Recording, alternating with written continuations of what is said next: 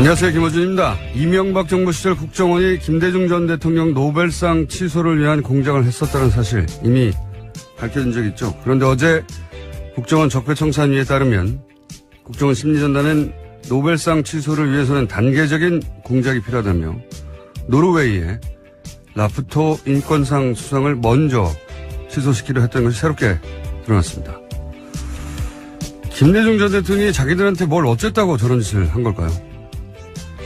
이명박 전 대통령이 김대중 전 대통령에게 무슨 정치적 탄압이라도 받았습니까? 빨갱이라며 왜곡당하고 사형 선고당하고 외국으로 쫓겨나고 현해탄에서 수장될 뻔하고 평생을 당하고 산 건 정작 김대중 전 대통령이었는데 오히려 선거법 위반으로 정치활동도 할 수 없었던 이명박 전 대통령을 사면 복권 한 게 바로 김대중 전 대통령이었습니다. 그런데도 저런 짓을 해놓고 어떻게 지금 자기들이 정치보복을 당하고 있다고 그렇게 주장을 하나요? 반성이나 성찰 그런 건 바라지도 않습니다. 그래도 최소한 염치는 있어야 하는 거 아닙니까? 아니면 묻는 말에 답이라도 해야죠. 다스 누구 겁니까? 답을 주세요. 김어준 생각이었습니다.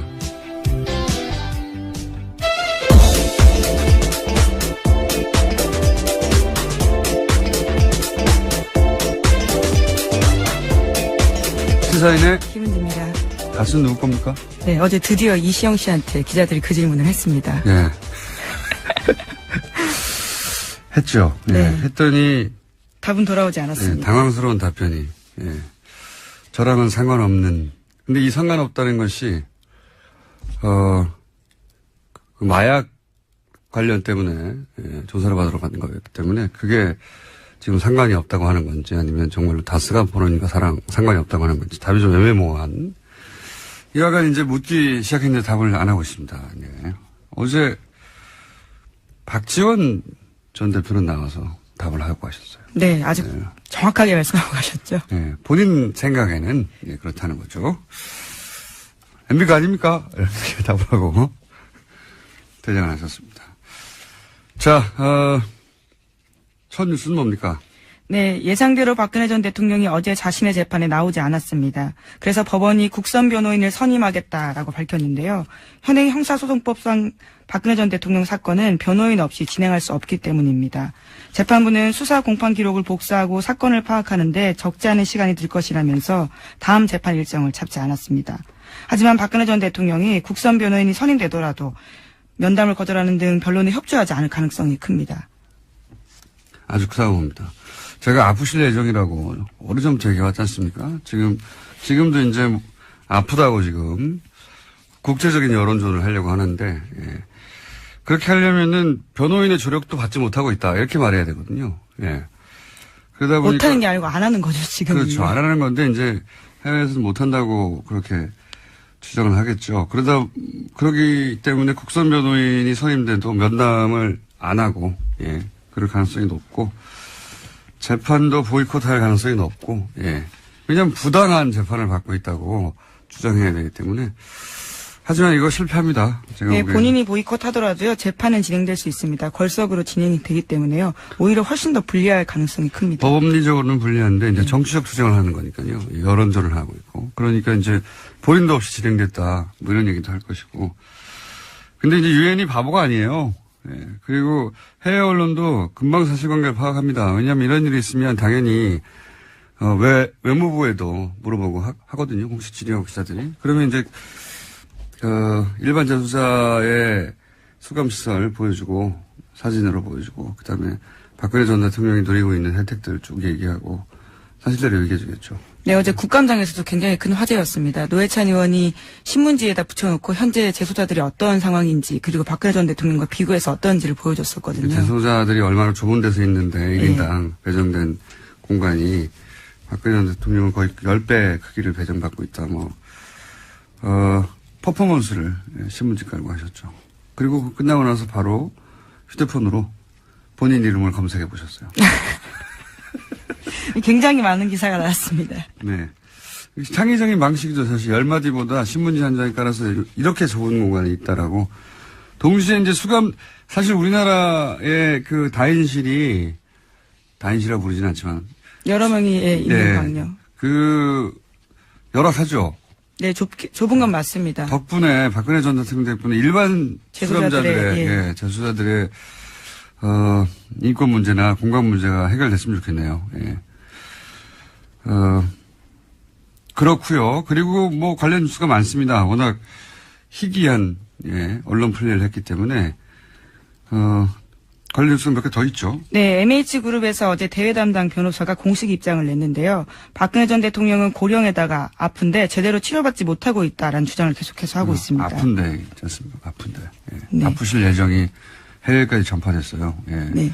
하지만 MH그룹 같은 경우에는 박근혜 전 대통령을 직접 접촉한 바는 없다라고 밝혀서요. 직접적으로 확인하지 않은 정보에 대해서 언론 플레이한다라는 비판도 나오고 있습니다. 상관없습니다. 이쪽은 돈 받고 하는 거기 때문에. 원래 이제 국제적으로 이렇게, 인권 침해를 당하고 있다고 재소자에 대해서 문제 제기할 때는 보통은 이제 전쟁 전후다.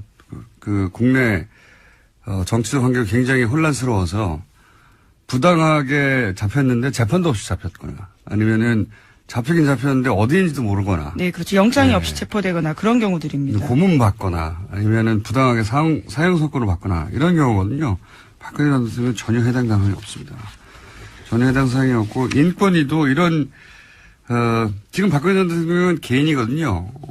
개인에 관련된 사안을 안 다뤄요. 여기서는 보통 전반적인 인권 환경에 대해서 다루지 이것도 말이 안 되고요. 네, 다음 달 9일에 검토할 기초 자료에도요. 박근혜 전 대통령 관련된 사례는 없다라고 합니다. 앞으로도 없을 겁니다. 네, 여성과 아동 최저 생급이 이런 내용만 보고서에 있다라고 합니다. 이 그룹이 UN 인권위를 상대로 한 이런 일을 해본 적이 없는 것으로 보입니다.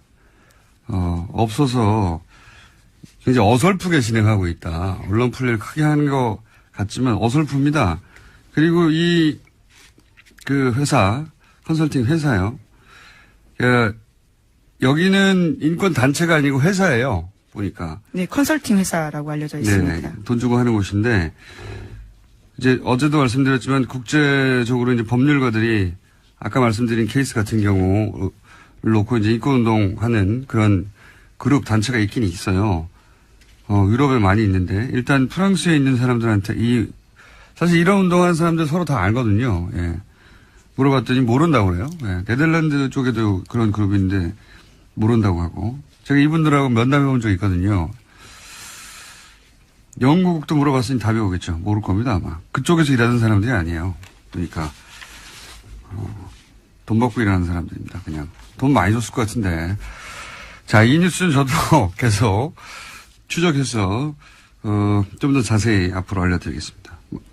어쩌다 보니 제가 이 영역에서 일하는 사람들과 만나서 면담하고 일해본 적이 있습니다. 자, 다음 뉴스는요. 네, 어제 최순실 씨도요, 재판에 나와서 불만을 이야기했습니다. 자신이 인권 침해 당하고 있다는 취지의 주장을 같이 한 건데요. 또 자신이 지금은 약으로 버티지만 정신고문이나 고문이 있었다면 원비와 같은 사망 상태에 이를 정도로 견디기가 힘들다라고 주장했습니다. 또 검찰을 향해서는요, 딸 정유라 씨를 새벽에 남자 조사관이 데려간 건 성희롱에 해당한다라는 주장도 했습니다.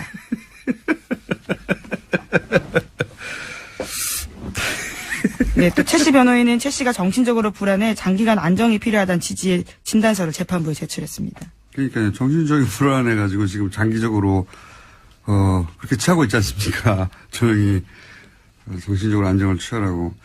근데 이제 이런 말들을 보면요. 오토 원비어 이런 얘기도 하고 성희롱이다 이런 얘기도 하고 뭐랄까요. 저는 아무 말이나 막 하는 거거든요, 지금. 자기한테 유리하면 자기한테 유리하게만 일방적으로 해석해서.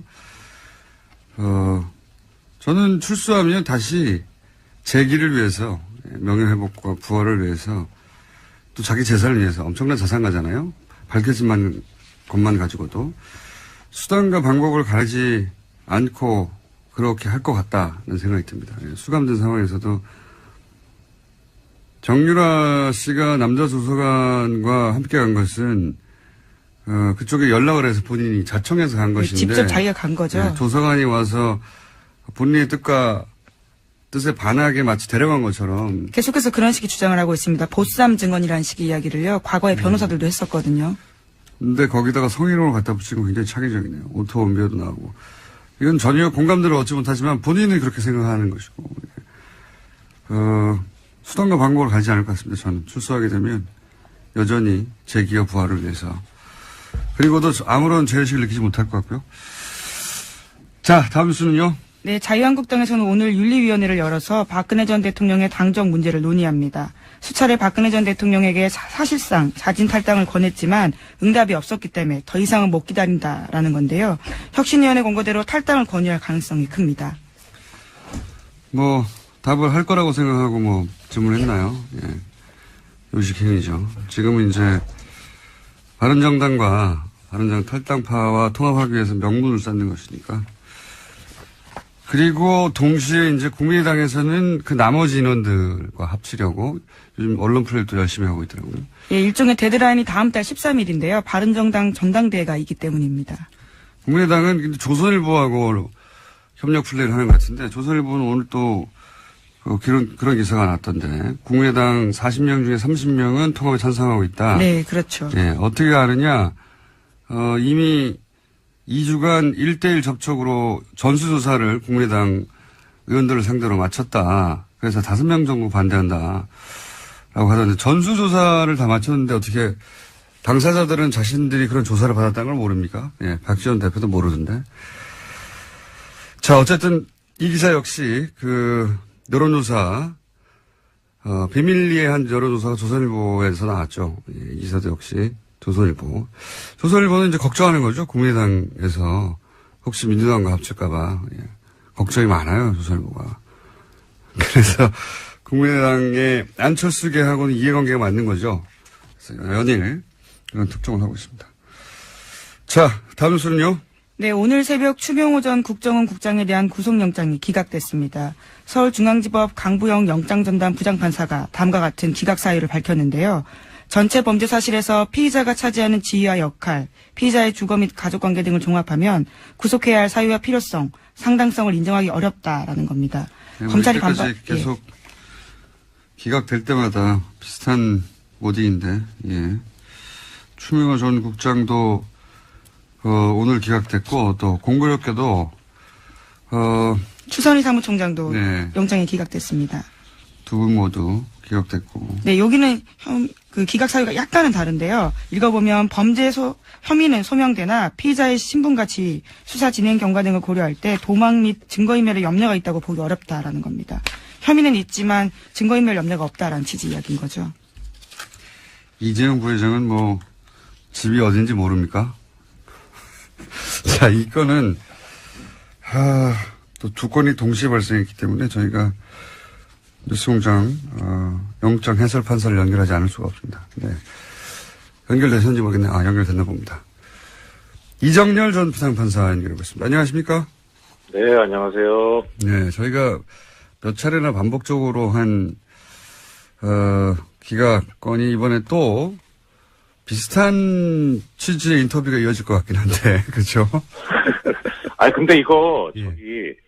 하루에 하나씩 하면 저도 2번 주시는데 이거 하루에 2개를 해가지고. 네. 출연 횟수가 이래 줄었습니다. 네. 그러게 말입니다. 두 분을 그냥 묶어서 얘기해보죠. 예. 이 단건으로, 얘기하기보다는 사실은 쭉 이어져 온 어떤 흐름이 있지 않습니까?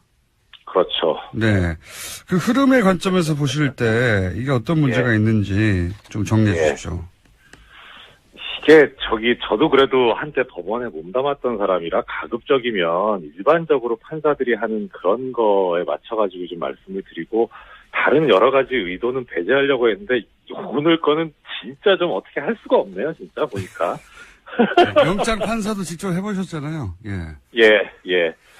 일단 크게 저 공장장님께서 이제 두 가지를 묶어서 얘기하라고 하시니까 조금 전에 김 기자님께서 말씀을 해주셨는데 두 사람의 구속영장 청구 기각 사유 중에서 공통되는 점이 하나가 있습니다. 이 사건 범죄 사실에서 차지하는 지위, 피의자의 지위라는 말이 나와요. 네네. 예, 그런데 이제 이 지위라는 말이 보통 이제 언제 쓰이냐면 이게 뭐 직급 뭐 이런 걸 말하는 게 아니라 범죄에 있어서의 뭐 주범이냐 네. 아니면은 뭐 수족이냐 손발이냐 이런 거를 의미하는 거거든요. 이 지위라는 게. 네네. 그런데 이제 지위에 비추어 보니까 해서 기각을 했다는 건 결국 지위가 별게 아니라는 얘기잖아요. 네. 예, 그러니까 이제 두 사람이 이제 손발이다. 뭐 지위가 높아서가 아니라 지위가 낮아서 풀어줬다. 그렇게 그렇죠. 해석된 그렇죠. 예, 그렇게 해석이 돼요. 일단은 기각 사유를 보면요. 네. 근데 이제 뭐 추선희 총장은 뭐 일단 배제하고 추미호 국장을 놓고 보면 이 양반이 지금 국정원 국장이었잖아요. 네. 국장 정도 된 사람이 이제 별게 아니면 그러면 그 윗선이 이제 당연히 별거겠죠. 그러면. 예. 원장, 뭐 윗선 대통령, 뭐 이렇죠. 그렇죠. 예. 네, 지위가. 근데 원장은 이제 당시 이제 원세훈 원장이었고, 네. 그다음에 이명박 전 대통령 아니면 박근혜 전 대통령. 예. 근데 이제 원세훈 원장은 지금 수감돼 있잖아요. 네. 그리고 박근혜 전 대통령도 수감돼 있고, 네. 그러니까 이 두 사람 뭐 그렇다 치고 이명박 전 대통령 같은 경우에 그러면 예. 이게 윗선이 있기 때문에 그래서 지위가 얼마 안 되니까 기억했다면은 이 세 사람도 다 지금 이 범죄 혐의에 연루돼 있다라는 거로 법원이 본 거 아니냐 이렇게 해석 가능하긴 해요. 논리적으로만 보자면 예. 그렇죠. 근데 네. 그렇게 봤을 것 같지는 않지만 예. 일단 하여튼 그런데 순수하게 법적인 관점에서만 보면 그러면 두 사람은 수감돼 있으니까 어떻든 이 추명호 추선희하고는 차단돼 있으니까 예. 두 사람이 말을 맞추긴 어려울 거예요. 네. 그런데 이명박 같은 경우에 지금 수감이 안 돼 있잖아요. 아, 그러면 그 논리들 한번. 예, 이거 뭐 법논리입니다. 뭐 수감돼야 되냐 안 되냐 뭐 이걸 얘기하자는 게 아니라 네. 지위가 중요하지 그러니까 않다니까. 예. 예, 그러니까 언제든지 이 두 사람 접촉 가능한 상태에 있기 때문에 당연히 증거인멸의 우려가 있어요. 이런 경우에 이제 어떻게 법원에서 판단을 해왔냐면 영장 전담할 때 조사받지 않은 공범이 있다. 그러니까 증거인멸의 우려가 있다. 이렇게 봐왔거든요. 그러니까 조사받지 않은 공범이 있어요. 이명박 전 대통령이 아직 조사를 받은 바가 없잖아요. 네. 그러니까 증거인멸의 우려가 당연히 있는데 지위 때문에 증거인멸의 우려가 없다라고 봤다. 연결을 시키면 그건 명백히 부당한 거죠. 법논리로 또 하나는, 따지니까 그렇군요. 예. 예, 그렇죠. 그다음 또 하나 이제 도주 우려가 없다는 건데 네. 도주 우려가 없다는 것도 뭐 기존에 우리 수공장에서 여러 번 말씀드렸습니다만 도주 우려가 있다고 보는 경우가 언제냐면 대표적인 경우가 실형 선고가 예상되는 경우거든요. 이게 수감될 가능성이 있으니까 당연히 도망가지 않겠습니까? 이렇게 보는 거거든요. 객관적으로. 뭐 조금 전에 공장장님 이재용 피고인 얘기도 하셨는데 뭐 개인적으로 어떻다 저떻다는 사실 크게 따지진 않아요. 왜냐하면 그렇게 되면 유전무죄 무전유죄가 돼버리니까 객관적으로 좀 보자는 거죠. 근데 지금 이 사건에서 보면 내용이 뭐냐면은 이 공무원이 정치적 중립을 지켜야 되는데 이건 다른 법도 아니고 특별법이 있어요. 국정원법에 정치적 중립을 지키라고 다른 일반 법하고 달리 국정원 직원이 거기다 민간인이 공모 가공해가지고 민주주의의 근간을 흔들어버리는 여론 조작을 해버린 거란 말이에요. 상당히 중대한 범죄죠. 그러니까 근데 이게 별게 아니라고 본 거예요. 이 정도 가지고 실형 선고 안 된다는 거죠. 실형 선고가 예상될 정도의 중대한 범죄는 도주의 우려라고 우리가 있다고 생각해서 구속하는 게 통상적인 경우인데, 그렇죠. 예. 중대한 범죄가 아닌 걸로 봤다. 그렇지 않고서는, 이런 논리가 나올 수가 없다. 이런 말씀이시군요.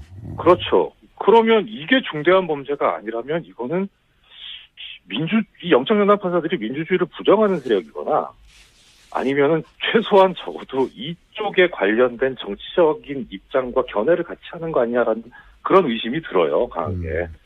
더 나가서 지금 문제가 뭐냐면, 잠깐만 나갔습니다. 추선희 총장 같은 경우는 뭐냐면, 오늘 말 욕심 많으시네요. 열받았어요. 추선희 총장 같은 경우 2천만 원 갈취도 있거든요. 혐의가. 이거는요, 국정원법 위반을 떠나서요, 이 정도면은 뭐 합의가 됐는지 안 됐는지 모르겠는데, 이거 당연히 이거 실형 선고감이에요. 근데 이게 지금 아니라고 하는 거는 뭔가 이건 의도가 있는 거죠. 그렇게밖에 해석이 안 돼요. 지금 사실은 영장 판사들의 기각 이어져 온 사례가 하필이면 이거 우병우 전 민정수석 혹은 최순실 씨 라인 혹은 관련 소위 이제 국정농단 사건 관련해서 주요 피의자들이 계속 영장이 기각돼서 그게 사례가 하나 둘 있을 때까지만 하더라도 이제 조심스럽게 말을 했는데 명백한 흐름이 있다고 보여지지 않습니까? 그 정도 말해도 되는 거 아닙니까? 이 정도 되면? 뭐 정말 말도 말이지만 글이라도 하나 쓰고 싶네요, 정말. 그리고 이 추선 그러니까 여기 결정적으로 추선이 2천만 원 갈지 거기가 저는 되게 컸어요. 이거는 뭐 있을 수가 없어요. 어떻게 이게 도주 우려가 없다고 보는 건지. 그렇기 때문에 추선희 씨가 만약에 그 사무총장이 아니었다면 이런 결과는 나오지 않았을 것이다라고 얘기할 수 해도 무방하지 않나 싶습니다. 사실 어버이연합 처음 문제됐을 때 네. 압수수색 한다고 했을 때 사무실 문 닫고 네. 뭐 자료 없애고 한 당사자예요. 그리고 본인이 모처에 있다고 연락이 안 되고 그게 도피 아닙니까? 그렇죠. 최소한 도주 우려가 있죠. 도주의 징후가 있는 거니까요. 그것도 뭐 개인적인 거긴 하지만 그건 이제 어떤 전력이기 때문에 일반적으로 얘기하는 뭐 주거가 명확하다 뭐 내지는 뭐 직업이 뭐 일정하다 뭐 이런 거하고 다른 문제거든요. 그렇게 시도를 한 바 있기 때문에 이것도 상당히 중요한 문제인데 그거에 대해서도 눈을 감았다는 거는 지금 이게 어떤 의도가 있는 것 같다라고 하는 근거를 대자면 계속 될 수 있을 정도로 여러 가지가 나오는 거죠. 지금 공장장님 말씀하신 것도 하나의 근거고요. 알겠습니다. 저는 이 사안 하나하나를 디테일하게 따지는 것 이상으로 이게 이제 굉장히 이어져 온 흐름이라서 흐름의 관점에서 한번 짚어볼 필요가 있다 싶어서 말씀드렸는데 또 그걸 또 어찌나 논리적으로 말씀하시고 말 욕심도 많으신지. 오늘은 여기까지 하고요. 예, 저희가 사례를 총 다 모아가지고 한번 종합적으로 따지는 거 해볼까 합니다. 다음 주나 한번. 그때 한번 다시 모시겠습니다. 네, 알겠습니다. 네, 감사합니다. 지금까지 이정열 전 부장판사였습니다. 자, 민의로 잠깐 짚어봤고요. 뉴스 한두 개 정도 더 할 시간이 있습니다. 예. 네, 아까 앞서 말씀드렸었는데요. 이명박 전 대통령의 아들 이시영 씨가 어제 검찰에 출석했습니다. 마약 투여 의혹을 제기했던 KBS 추정 60분 팀을 고소한 바가 있는데요. 이와 관련해서 조사를 받기 위해서 나온 겁니다. 근데 지금 모바일 소변 검사 한번 나오나요?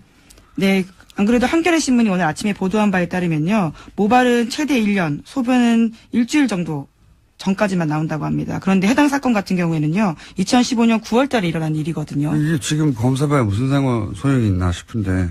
여하간. 네. 그리고 고소고발을 할 거라면 그때 하지 지금 와서 하는지 그것도 의문이긴 한데 여하간 그렇게 조사를 받는데 기자들이 당연히 다스는 누구 겁니까? 해당되는 질문을 했죠. 예. 네, 다스 의혹에 대해서 한 말씀 해달라라는 이야기도 했는데요. 이시영 씨는 지금은 사건과 상관이 없어서 죄송합니다라고 이야기하고 갔습니다. 이 사건이 다스라 의미하는 걸까요? 아니면 본인 사건을 의미하는 걸까요? 이와간 상관이 없어 죄송합니다라고 답을 안 하고 갔습니다. 네, 마약과 관련돼서는 굉장히 자세하고 세게 이야기했는데요. 이와 관련해서는 말을 하지 않고 간 겁니다. 사실상. 노무현 전 대통령 때, 전 대통령 관련해서 가족 관련 이런 의혹이 제기됐을 때 국내에 있는 모든 기자들이 봉화로 내려갔어요. 집 앞에 죽치고 망원경으로 땡겨서 찍고 이분들 왜 그렇게 주지 않았나요? 예. 그리고 여기 그때하고는 비교할 수 없는 정도의 액수와 규모와 구체적인 문서들이 나왔으면 당연히 이분들 집 앞에 가서 죽치고 있어야 되는 거 아니에요, 이제? 저는 그렇게 생각이 드는데 겨우 법원에 나왔을 때만 한번 묻고 맙니까? 네, 검찰이긴 한데요. 검찰이군요. 네. 네. 이렇게 뭔가 중요한 얘기를 흥분해서 할 때는 다 끝난 다음에 지적을 해주세요. 네, 도움을 드리기 위해서 그렇습니다. 여하간 이 질문은 더 해야 한다. 왜 하지 않고 있냐. 이명박 전 대통령 찾아가서 물어보면 되잖아요. 기자들 다 아는데 어디 있는지. 왜 안 물어보는지 모르겠어요. 왜 안 물어보느냐. 이쪽은 거꾸로 고소고발을 할 수 있거든요. 힘도 있고. 그래서 안 하는 거라고 봅니다. 저는. 하셔야 한다. 자, 여기까지 하겠습니다. 지금까지 시사인의 김은지였습니다. 감사합니다. 최일구 앵커 아십니까? 네. 다음 주 월요일부터 TBS 오후 2시 프로그램에 DJ로 합류하신다고 해서 잠깐 소개해드리겠습니다. 연결되어 있습니다. 안녕하십니까? 예, 안녕하세요. 공장장님. 최일구입니다. 네. 항상 약간 시비 거는 듯한 톤으로 말씀하시는데. 아닙니다. 지난번에 김어준 빠빠이스 녹화하고 두 번째 뵙네? 혹시 라디오 진행 예전에 해보셨어요? 저기 옛날에 MBC 있을 때요. 예. 김미아 씨 그 세계는 그리고 우리는 그때 김미아 씨가 휴가 간다 그래가지고 갑자기 한 닷새 정도 월요일부터 금요일까지. 예. 그게 방송 한 30년 하시면서 라디오 하신 유일한 기간입니까? 닷새? 그렇죠. 예. 그거하고 또 보도국에서 11시 뭐 최일구의 경제뉴스 이래가지고 그런 거 한 1년 정도 해봤고요. 경제뉴스 그런 건 대본 읽는 거 아닙니까? 그런 거죠. 네. 예. TBS가 판단을 잘못한 것 같은데, 이거. 자, 게다가 인생은 뭐 있니 곡도 내셨잖아요. 그렇죠. 8월 네. 말에 인생 뭐 있니 전세아니 뭘세 그런 노래 냈죠. 예. 제가 직접 들어봤는데, 노래 실력이 뛰어나지는 않은데 정도가 아니라, 이거 부르면 안 되겠던데요, 어디서. 여보세요. 아, 그 노래 연습을 석 달이나 해가지고 녹음한 건데 그러시면 안 되지. MBC 파업하는데 인문 공연 가신다면서요? 이 노래 들고. 아니 그때 안 가시는 게 빠빠이 좋겠어요. 그 얘기를 했는데 네. 후배들이 불러주질 않네요. 노래 나온 걸 모르나 봐. 알죠. 들어보니까 이 고문이거든요, 듣기로는. 이문이 아니고. 아, 그 25일 날 네. 그 시청 앞에서 MBC 파업 그 집회 있지 않습니까? 네네. 공장장도 나오신다 그러던데. 직접 나가진 않고요. 건데. 그냥 예, 인터뷰만. 영상 메시지로만. 네. 그날 가서 불러주면 참 좋을 것 같은데 후배들이 불러줘야가지고. 예. 후배들도 귀는 있잖아요. 저기 파업 사태에 대해서 연결된 뒤 말씀하시니까 네. MBC 파업 사태에 대해서 어떻게 보고 계십니까? 2012년에 170일 파업했는데 결국 졌지 않습니까? 김재철한테 진 게 아니라 국정원한테 진 건데 결국에는 그동안 5년 동안 후배들 인격 모독에 수치심 다 견디면서 숨만 쉬고 살아왔지 않습니까? 정신병원 다니고 약 먹는 후배들도 많다고 그래요. 이제 보니까 파고 해치고 이제 항구에 불빛이 서서히 보이고 있지 않을까. 제가 이런 말 안 해도 후배들 단단히 뭉쳐가지고 지금 고영주, 김장겸 폐지는 외치고 있고 반드시 이뤄낼 것이라고 보고 있습니다. 후배들 단단히 해서 이번에는 반드시 승리할 것이라고 생각을 합니다. 알겠습니다. 이 프로그램 성격이 시사 아니죠? 정통 시사 우리 공장장께서 하시는 그런 건 아니고 음악하고 정보 뉴스 이런 걸 아우르는 즐거운 교양 프로그램이다. 이렇게 생각하시면 될 것 같아요. 음악이요? 예. 네네네. 음악에 대해서 뭘 하십니까? 여보세요. 제가 어릴 때 꿈이 가수였지 않습니까? 뭐 잘해 음악은 모르지만 하여튼 음악은 즐겨 듣고 부르고 그러니까. 제목이 뭡니까? 한번 해보려고요. 제목이요? 예. 이 프로그램 제목? 네네. K19의 허리케인 라디오. 예.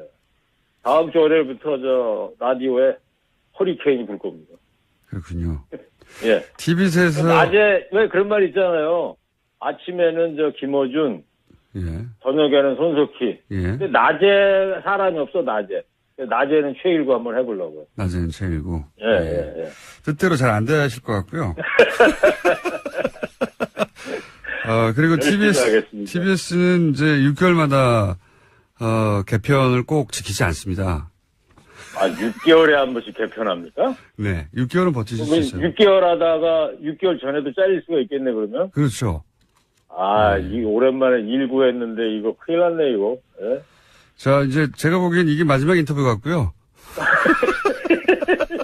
프로그램 끝낼 때, 예. 다시 연결하도록 하겠습니다. 제가. 알겠습니다. 근데 그 2시가 컬투쇼 있는 시간대예요. 아십니까? 예, 알고 있죠, 예. 네, 11년 연속으로 라디오 1위를 했는데. 인생 뭐 있습니까? 전사님 얼쓰지. 열심히 부딪혀서 해봐야죠. 알겠습니다. 네. 자, 오늘 첫 인터뷰이자, 제 생각에는 마지막 인터뷰가 될 것 같아요. 그러지 마시고, 이제 시작하는데. 제일 SBS 블랙하우스 하신다며요. 네. 공중파 가시는데 머리 좀 깎고 수염 좀 깎으실 그런 의향은 없으세요? 네, 그런 생각은 없고요. 예.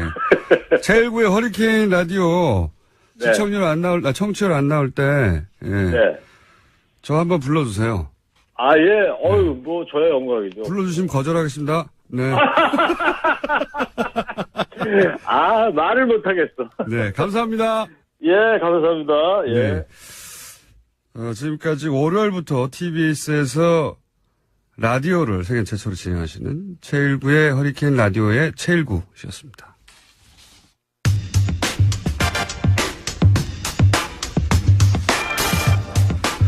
어제 국정감사에서 제2 롯데월드가 군사안보상 심각한 위험을 초래한다.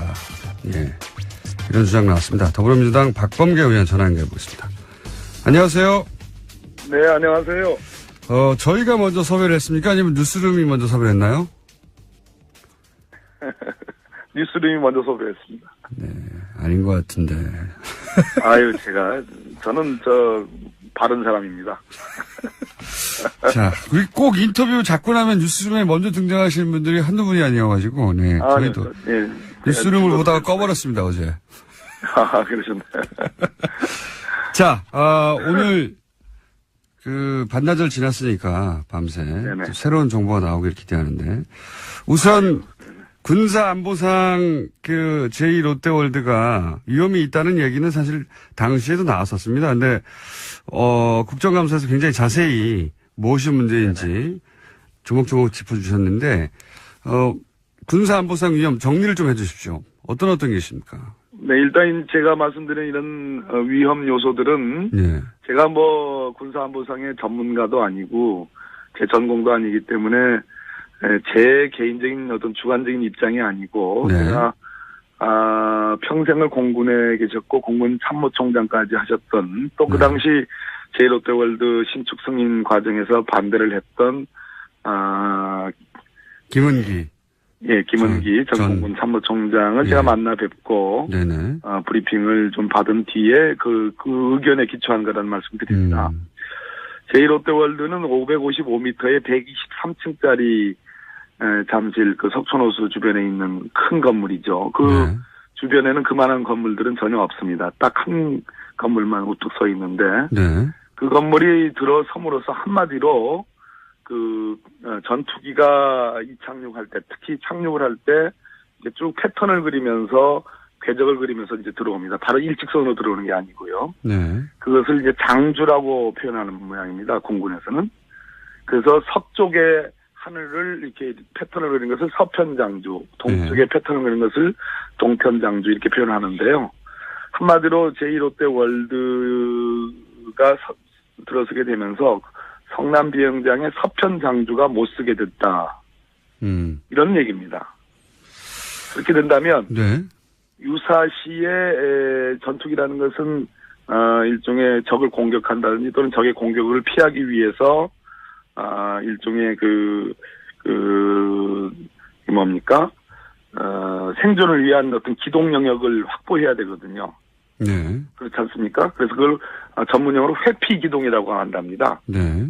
적의 공격을 피하기 위한 기동 영역, 어떤 일정한 어떤 바운더리를 확보를 해야 되는데 서편장주 부분, 즉 제1롯데월드 부분은 완전 쓸모가 없는 부분이기 때문에 제약을 받게 돼서 결국은 안보상에 큰 위험이 초래된다 이런 말씀입니다. 알겠습니다. 이 이야기는 사실 건설 당시에도 공군은 반대를 했었기 때문에 그런데 이제 그 반대 이후에 어떻게 승인이 되었는지 그 중간에 승인 과정은 저희가 잘 알 수가 없습니다. 근데 이 롯데월드 승인 과정의 문제점 뭐라고 보십니까? 예전 기사를 찾아보니까요. 네. 저희 당의 안규백 의원이 오랫동안 국방위만 많이 하시는 의원님이신데, 네. 그 당시 공군뿐만 아니라 한국공항운항학회라는 네네. 학회가 학회 연구 용역을 맡겠답니다. 정부가. 네네. 근데 그 정부가 맡긴 최종 검증 보고서에 중간 보고서에 있는 항목이 삭제됐다고 그래요. 그것이 바로 아까 제가 말씀드린 이 제1롯데월드가 건축되게 되면 서편 장주 확보가 어렵다. 네. 하는 그런 중간 보고서의 항목이 최종 보고서에는 없어졌다고 합니다.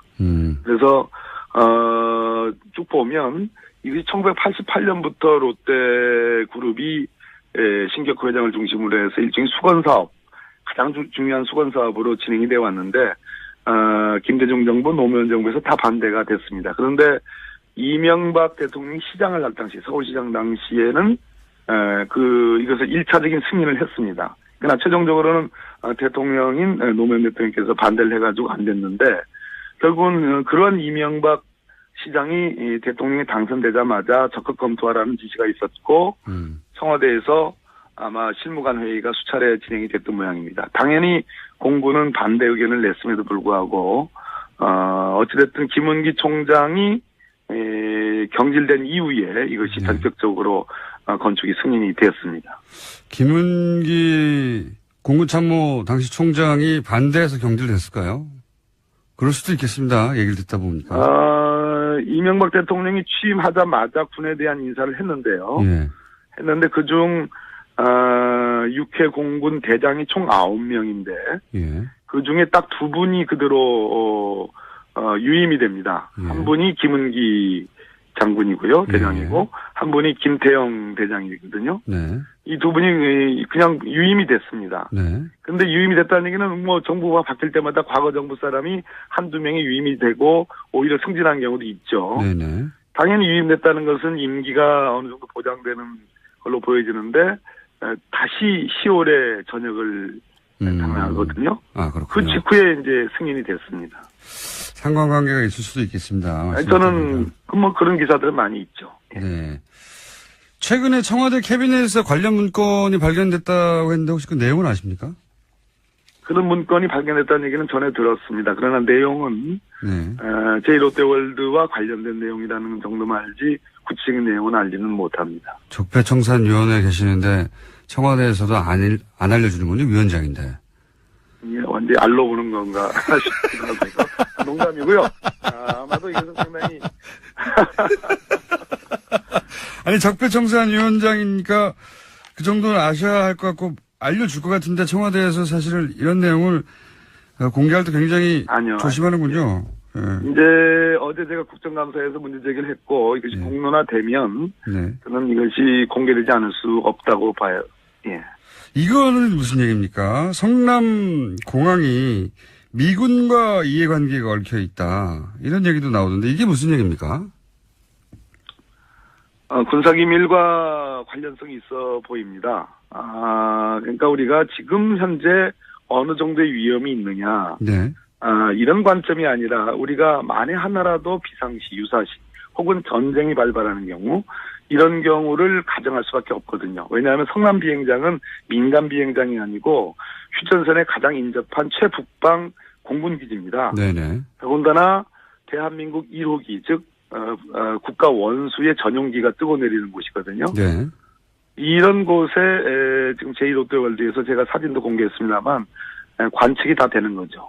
비행기의 이착륙이. 네. 자, 이것은 아주 취약한 어떤 안보상의 위험이 노출된 거고요. 테러가 가능할 수도 있고. 자, 그런데 북의 침공시, 남침시, 네. 북한의 남침시에 있을 수 있는 여러 가지 작전 수단들이 있는데 그와 관련된 중요한 공군 비행장이라는 겁니다. 오늘 이 정도만 좀 말씀드리겠습니다. 뭔가 더 그럼에도 불구하고 그러한 안보적 요소들이 고려되지 않았다. 기업의 이익을 위해서. 이 지점이 중요하다고 봅니다. 기업의 이익을 위해서 사실 그 보수 정권은 기업 논리 위에 오히려 과도하게 안보 논리를 내세워서 문제가 되는 경우는 봤어도 거꾸로 안보를 포기하고 특정 기업을 편들어 주고 편의를 봐주는 케이스는 이 정도로까지 드문 케이스 아닙니까 이게.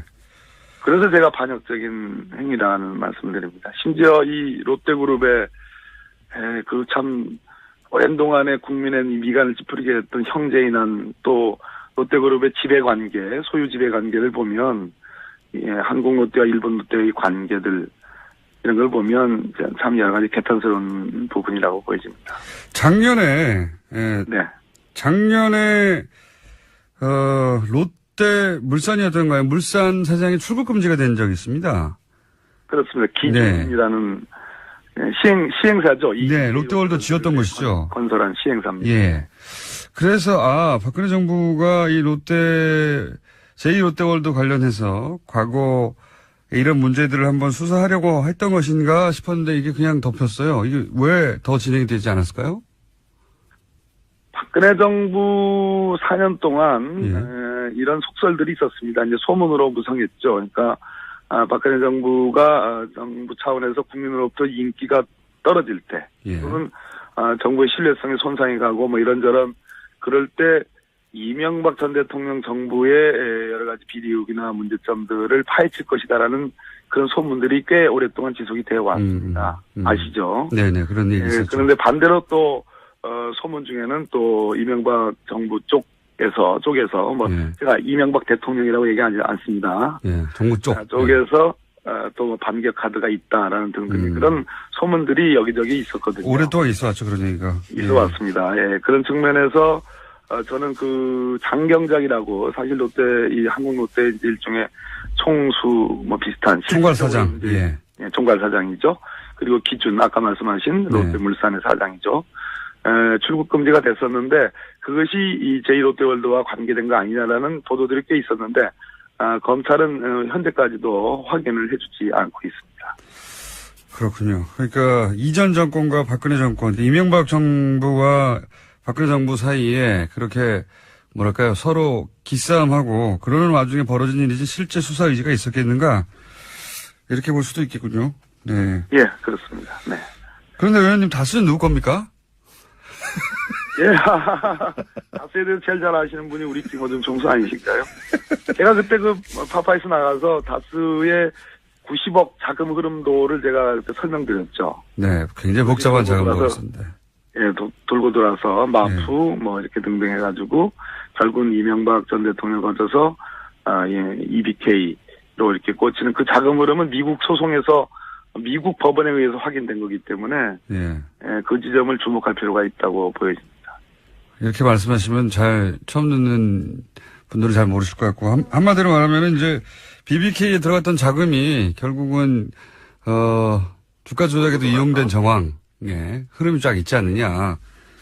그런 도표를 보여주셨는데 그게 미국 법원에서 나온 흐름이다. 그런 말씀이신 거죠. 네. 그래서 다스는 누구 겁니까? 자, 노력하십시다요. 노력하십시다. 지금 연결한 김에 이거 좀 여쭤볼게요. 이명박 정부 시절 인사들은 그리고 지금 야당도 그럽니다만 가장 큰 반발은 이명박 전 대통령 측근들 쪽에서 나오는 것 같습니다. 이게 정치보복이라고 주장하거든요. 이런 일련의 국정원 관련해서 문서들이 나오고 하는. 어떻게 보십니까? 정치보복이라는 주장에 대해서는? 한마디로, 참, 일수에 붙일 얘기인데요. 스스로 너무나 잘 알 거라고 생각을 하고요. 하나하나 나오는 것마다 다 범죄 행위를 구성하고 있고, 궁극적으로는 국가기관을 총동원해서 여론 조작을 해서 결국 박근혜 정권이라는 쌍둥이 정권을 탄생시키는 거라고 보여지거든요. 그런 측면에서 지금 박근혜 국정농단과 무관할 수 없다. 그렇기 때문에 정치 보복이라는 주장은 결국은 저는 뭐 말이 안 된다 이렇게 생각합니다. 지금 나오는 사안들 관련해서 결국 이명박 전 대통령이 검찰의 포토라인에 쓰긴 설까요? 어떻게 전망하십니까?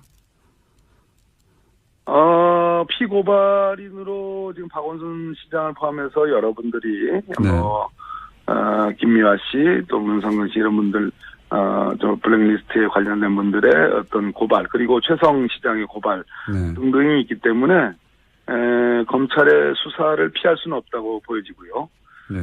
포토라인에 쓰는 것은 조금 더 기초조사를 좀 봐야 되는데요. 1차 관건은 김관진 안보실장이라고 보여지고요. 근데 약간의 먹구름이 좀 있습니다.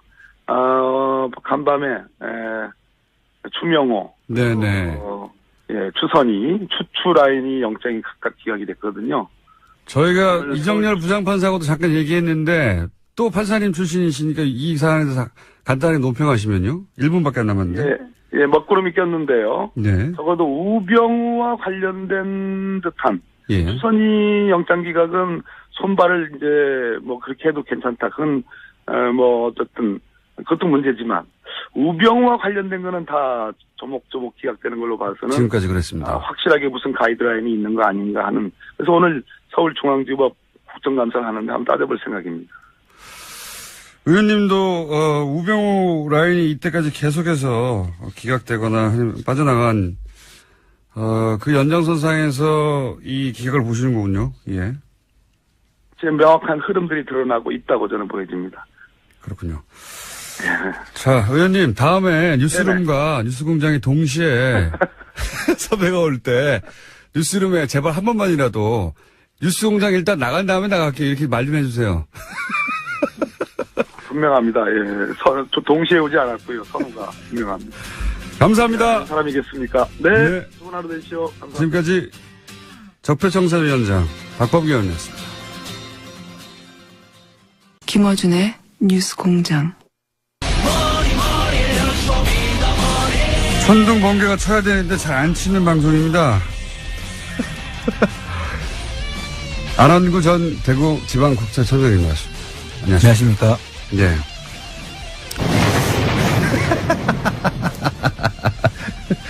예, 천둥이 아무 말 안 하고 있는데 터졌습니다. 월요일 날 말이죠, 저희가. 예. 도곡동 땅. 결국 BBK의 자본금이 된 그 도곡동 땅을 판 돈 190억. 예. 이게 제3자의 것이라고 검찰 발표가 있었는데 예. 그 이후에 흐지부지 됐다 이게. 예. 그런 말씀하시다가 끊어져 버렸어요. 시간이 부족해가지고 본론에 못 들어가고. 예. 그 얘기 다시 잠깐 정리하자면 이게 당시 상황을 좀 얘기를 해 주십시오. 검찰에서. 예. 네. 그 당시에 도곡동 땅 판 돈이 263억이 있었고요. 263억 있었고. 예. 그것을 이제 그 중에서 190억. 그러니까 그래서 아마 저도 그때 궁금했던 게 263억에 팔았는데 그 땅을. 예. 근데 왜 190억만 다스에 들어갔지? 그랬었거든요. 그렇죠. 그때 당시에 263억 중에서 양도소득세가 있지 않겠습니까? 네. 그 부분들을 빼고 보니까 한 190억 정도가 그 남은 부분들이 하고 그 일치를 해요. 그러면은 사실상 이 BBK 자본금을 집어넣으려고 실제로 도곡동 땅을 판 거가 맞네요. 돈이 딱 맞네요. 예, 거의 그 일치를 합니다. 거의 비슷한 금액인데요. 그 금액을 이제 도곡동 땅을 팔아서 다스에 이제 넣지 않습니까? 예. 그 다스가 들어갈 때 그 여기서부터 이야기가 시작되는데요. 검찰이 그 당시에 예. BBK 수사를 특검에서 하기 전에 예. 검찰에서 도곡동 땅은 그럼 누구 거냐를 네. 수사를 했었습니다. 왜냐하면 그 돈으로 다스에 들어갔고 다스에서 그 돈이 BBK 자본금이 됐으니까요. 네. 그때 한나라당의 자기들 경선을 할 때 이 네. 누구 거냐가 이미 문제가 됐었고 네. 사실 제가 그 서류를 봤다는 사람이고요. 네. 그때 당시에 검찰에서 네. 그 부분을 이제 수사를 해서 결론을 내렸는데 네. 제3자 거라고. 김재정 이상 것 누구 것도 아니고 제3자 것이다 이렇게 했죠. 왜냐하면 땅은 김재정 이상한 건으로 돼 있었는데 예. 그게 아니다. 제3자 거다. 근데 예. 제3자가 누군지 말 안 했어요. 그렇죠. 근데 그 제3자를 검찰에서 그 당시에 조사를 하려고 했는데 조사에 응하지 않아서 조사를 할 수가 없었다. 제3자가 누군지 알았다. 예. 검찰은. 조사를 응하려고 그러면 통지를 하고 오지 않아서 못했다는 것은 그렇죠. 미리 알았다는 것이죠. 그렇죠. 다만 발표를 하지 않았을 뿐이고요. 네. 그 제3자가 그 도곡동 땅 주인이었다는 것이지 않습니까? 그렇죠. 그런데 그 돈이 이제 다스로 들어갔어요. 예. 그리고 다스에서 BBK 들어갔고. 그렇죠. 우선 다스까지 들어간 것만 네. 우리가 보면 이 다스에 들어간 돈들이 지금 제3자의 것이면 들어갈 수 있는 게 그 자본금으로 들어가든가 예. 아니면은 빌려올 경우에만 들어갈 수가 있죠. 가수금 뭐 형태로 잡히든가 뭐. 그렇죠. 빌려온 돈으로 회사가. 예, 주임정도 단기 채무 뭐 이런 예. 식으로 잡혔어요. 왜냐하면 회사는 김재정 이상은 씨의 것이었기 때문에 제3자 것이면 자기들 돈이 아니니까 빌려와야 되는 거 아닙니까? 그렇죠. 회사 입장에서는. 그런데 나중에 결론적으로 보면 그 190억에서 일부인 140억이 돌아올 때 예. 2011년도에 장부에 적혀 있는 거 보면 예. 140억은 다스 돈으로 돼 있어요. 빌려온 게 아니라. 예. 그럼 사실은 말이 안 되네요. 그 돈을 돌려줬어야 되지 않습니까? 그렇죠. 140억을 제3자한테 줬어야 되는 거죠. 그럼 다스하고 제3자가 사실 한 몸이 아니면은 예. 동일체가 아니면은 그렇게 회계 처리를 할 수가 없지 않겠습니까? 당연히 그러네요. 그럼 이거는 누구 책임을 따져, 국세청 책임을 따져야 되는 겁니까? 아니죠. 그 당시에 검찰이 제3자의 그 것으로 보이는 그 제3자를 조사를 할 정도로 통보도 했을 테고 오지 않았다면 검찰에 답이 있다고 봐야죠. 그렇군요. 그렇습니다. 이 이야기를 저희가 월요일로 하려고 했는데, 서론하다가 끝나버렸고요. 예. 그렇습니다. 그래서 그 얘기가 뭐였는지 궁금해하시는 분들을 위해서 일부죠. 예, 그렇습니다. 일부. 지난주 못했던 얘기는 다음 주 월요일에 하기로 하고요. 예. 예. 그리고 또 일부 그 당시에 또 BBK 특검을 할 때 다스를 예. 또 조사를 했지 않습니까? 예, 예. 그때 이제 아마 그때 특검이 정호영 특검인가 그러신 네. 분인데 그때 이미 100억대에서 150억대의 그 비자금이 발견이 됐는 거를 예. 그 당시에 덮었다고 어떤 이유에서든지 비자금에 대한 이야기가 그 뒤에 발표에도 네. 없었었어요. 그때 그러니까 다스의 비자금이 그때 당시에도 발견됐다면 그때 이미 이제 특가법으로 그렇죠. 다스의 비자금이 회사 돈을 횡령한 자금인지 그러니까요. 아니면 그 회사 돈을 다른 데서 어떻게 형성해서 했는지에 대한 거는 그 당시에 세무조사라든지 아니 검찰 수사가 있었어야 되는 거죠. 자, 그러면 그건 검찰의 책임을 물을 사안인데 검찰이 일을 제대로 안 했다. 검찰이 답을 해야죠, 이제는 답을 해야 되는 상황이고 다스 누구 겁니까 다들 묻고 있기 때문에 그렇습니다. 이제는 답을 해야 될 타이밍인 것 같고요. 자, 오늘의 본론 이거 아직 서론입니다. 오늘의 본론은 뭡니까? 오늘은 이제 그 국세청에서 그 김재정 씨 그때 그 다스의 그 최대 주주였던 김재정 네. 씨가 2010년에 이제 사망을 하지 않습니까? 네. 2010년 2월 7일 날 아마 사망한 걸로 지금 나오는데. 그런 날짜를 다 어떻게 기억하십니까? 그 기억이 되네요. 이상하게. 근데 그분이 이제 돌아가시고 난 뒤에 상속세 신고를 하는데 저희들이 네. 그 주진우 기자가 그때 서류를 이제 밝힌 걸 보면 여러 가지 검토가 나오지 않습니까? 네네. 그 중에서 상속 검토를 하면서 상속세를 계산할 때 예. 그 이익을 가지고 몇 년치 이익을 가지고 하는 방법이 있고 예. 그다음에 순자산 가치라 그래서 자산 가치를 가지고 평가하는 예. 방법이 있습니다. 상속 재산을 평가하는데 예. 그걸 두 개 합해서 이제 평균을 내는데요. 그걸 계산하는 과정에서 예. 국세청이 계산하는 과정에서 국세청 계산하는 것에서 이익을 몇 년도 이익은 좀 지금까지 신고가 안 됐으면 줄여가지고 하고 뭐 이런 내용들이 나옵니다. 그 속에. 예. 그래서 그렇다면은 이 상속세는 신고를 하고 끝나는 세금이 아니거든요. 그래요. 신고를 하고 난 뒤에 정부 조사 결정 방식에 의한 세금이라고 해서 네. 정부가 조사를 해서 확정을 지어줘야 되는 그러니까 세금입니다. 상속 세금을 낼 때 재산이 얼마 있는지 나는 이만큼밖에 재산이 없어 이렇게 축소할 수가 있으니까 그렇습니다. 실제 재산이 그만큼 있는지 없는지를 정부가 조사를 해야 한다. 예, 신고를 예. 해야 되죠. 그래서 지금 이 케이스는 조금 특이하게 예. 지금 저희들이 의혹을 가지고 있는 것은 김재정 씨가 이명박 씨 재산을 김재정 씨 이름으로 가지고 있다는 거 아니겠습니까? 예, 그런 의혹이 있는 거죠. 그런 의혹을 가지고 있는 건데 그분이 돌아가셨어요. 그럼 예. 실제 그 사람 상속세가 아닐 수도 있는 거고. 그렇죠. 또 그 평가하는 방법에 있어서 아까 같이 여러 가지 이제 그 꼼수를 부리려고 했던 예. 정황들이 있는데. 자기 재산을 줄인다든가 예. 뭐 이런. 그래서 그럼 그 평가하는 방법에는 문제가 없었는지 살펴봐야 되죠. 그래서 그 결정을 해줘야 될 책임이. 살펴보셨더니 어떻습니까? 제가 볼 때는 상당히 문제가 많죠. 네, 어떤 문제가 있습니까? 국세청에서 세무조사를 해서 그 평가를 특별히 이익을 예. 뭐 올해까지 계산 2009년도가 예를 들어서 그까지 계산을 한다 그러면 2010년도로 이익을 넘기는 방식으로 해가지고 줄인 정황도 있고요. 아, 그래요? 그러니까 세금을 덜 내려고 우리가 돈 못 벌고 있어요. 예, 그렇게 이제. 그렇게 하려고 올해 번 건데 내년으로 떠넘겨버린다. 장부상. 이익을 이제 이연시키는 거죠. 네. 그래서 그 다음 해에 이익으로 이제 화하는 방법으로 해서 이거 상속세 줄이는 방안까지 연구가 했더라고요. 아, 그래요? 그런 사항들을 국세청이 사실은 제대로 조사를 할 필요가 있는 것이고요. 네. 그 다음에 또 한 가지는 물납 문제가 있습니다. 주식으로 냈던 거. 예, 물납. 주식으로 물납을 했는데. 그 자체가 문제입니까? 그 자체가 문제죠. 왜 그렇습니까? 그 물납은 제일 가장 국가가 그 물납을 받아서 현금으로 환가하기 쉬운 것부터 받는 것이 원칙이죠. 그렇죠. 세금은 현금으로 받아야지. 뭐 정부가 주식 투자하는 것도 아니고. 심지어는 지금 여기 이건 좀 케이스는 다릅니다만 비상장 주식 같은 경우에는 네. 그 주식 자체를 이 가공으로 이익이 있는 것처럼 실제로 이익이 없는데 이익이 있는 것처럼 하는 기업들이 비상장 기업들이 많습니다. 그 이유는 건설업체 같은 경우에 이제 강급공사를 입찰을 한다든지 할 때 이익이 나는 기업이라야 점수가 올라가거든요. 그렇겠죠. 또 자금이 부족한 사람들은 은행에서 돈을 빌리기 위해서 실제로 이익이 없는데도 분식을 해가지고 이익이 있는 것처럼 해가지고 네. 돈을 빌릴 때 유리한 그렇죠. 그거를 갖기 위해서 합니다. 네. 그런 경우에는 사실상 그 이익을 가공으로 만들어놨기 때문에. 가짜로 만들어놨기 예, 때문에. 가짜로 만들어놨기 때문에 그 기업 가치가 사실은 그만큼 안 되는 것이죠.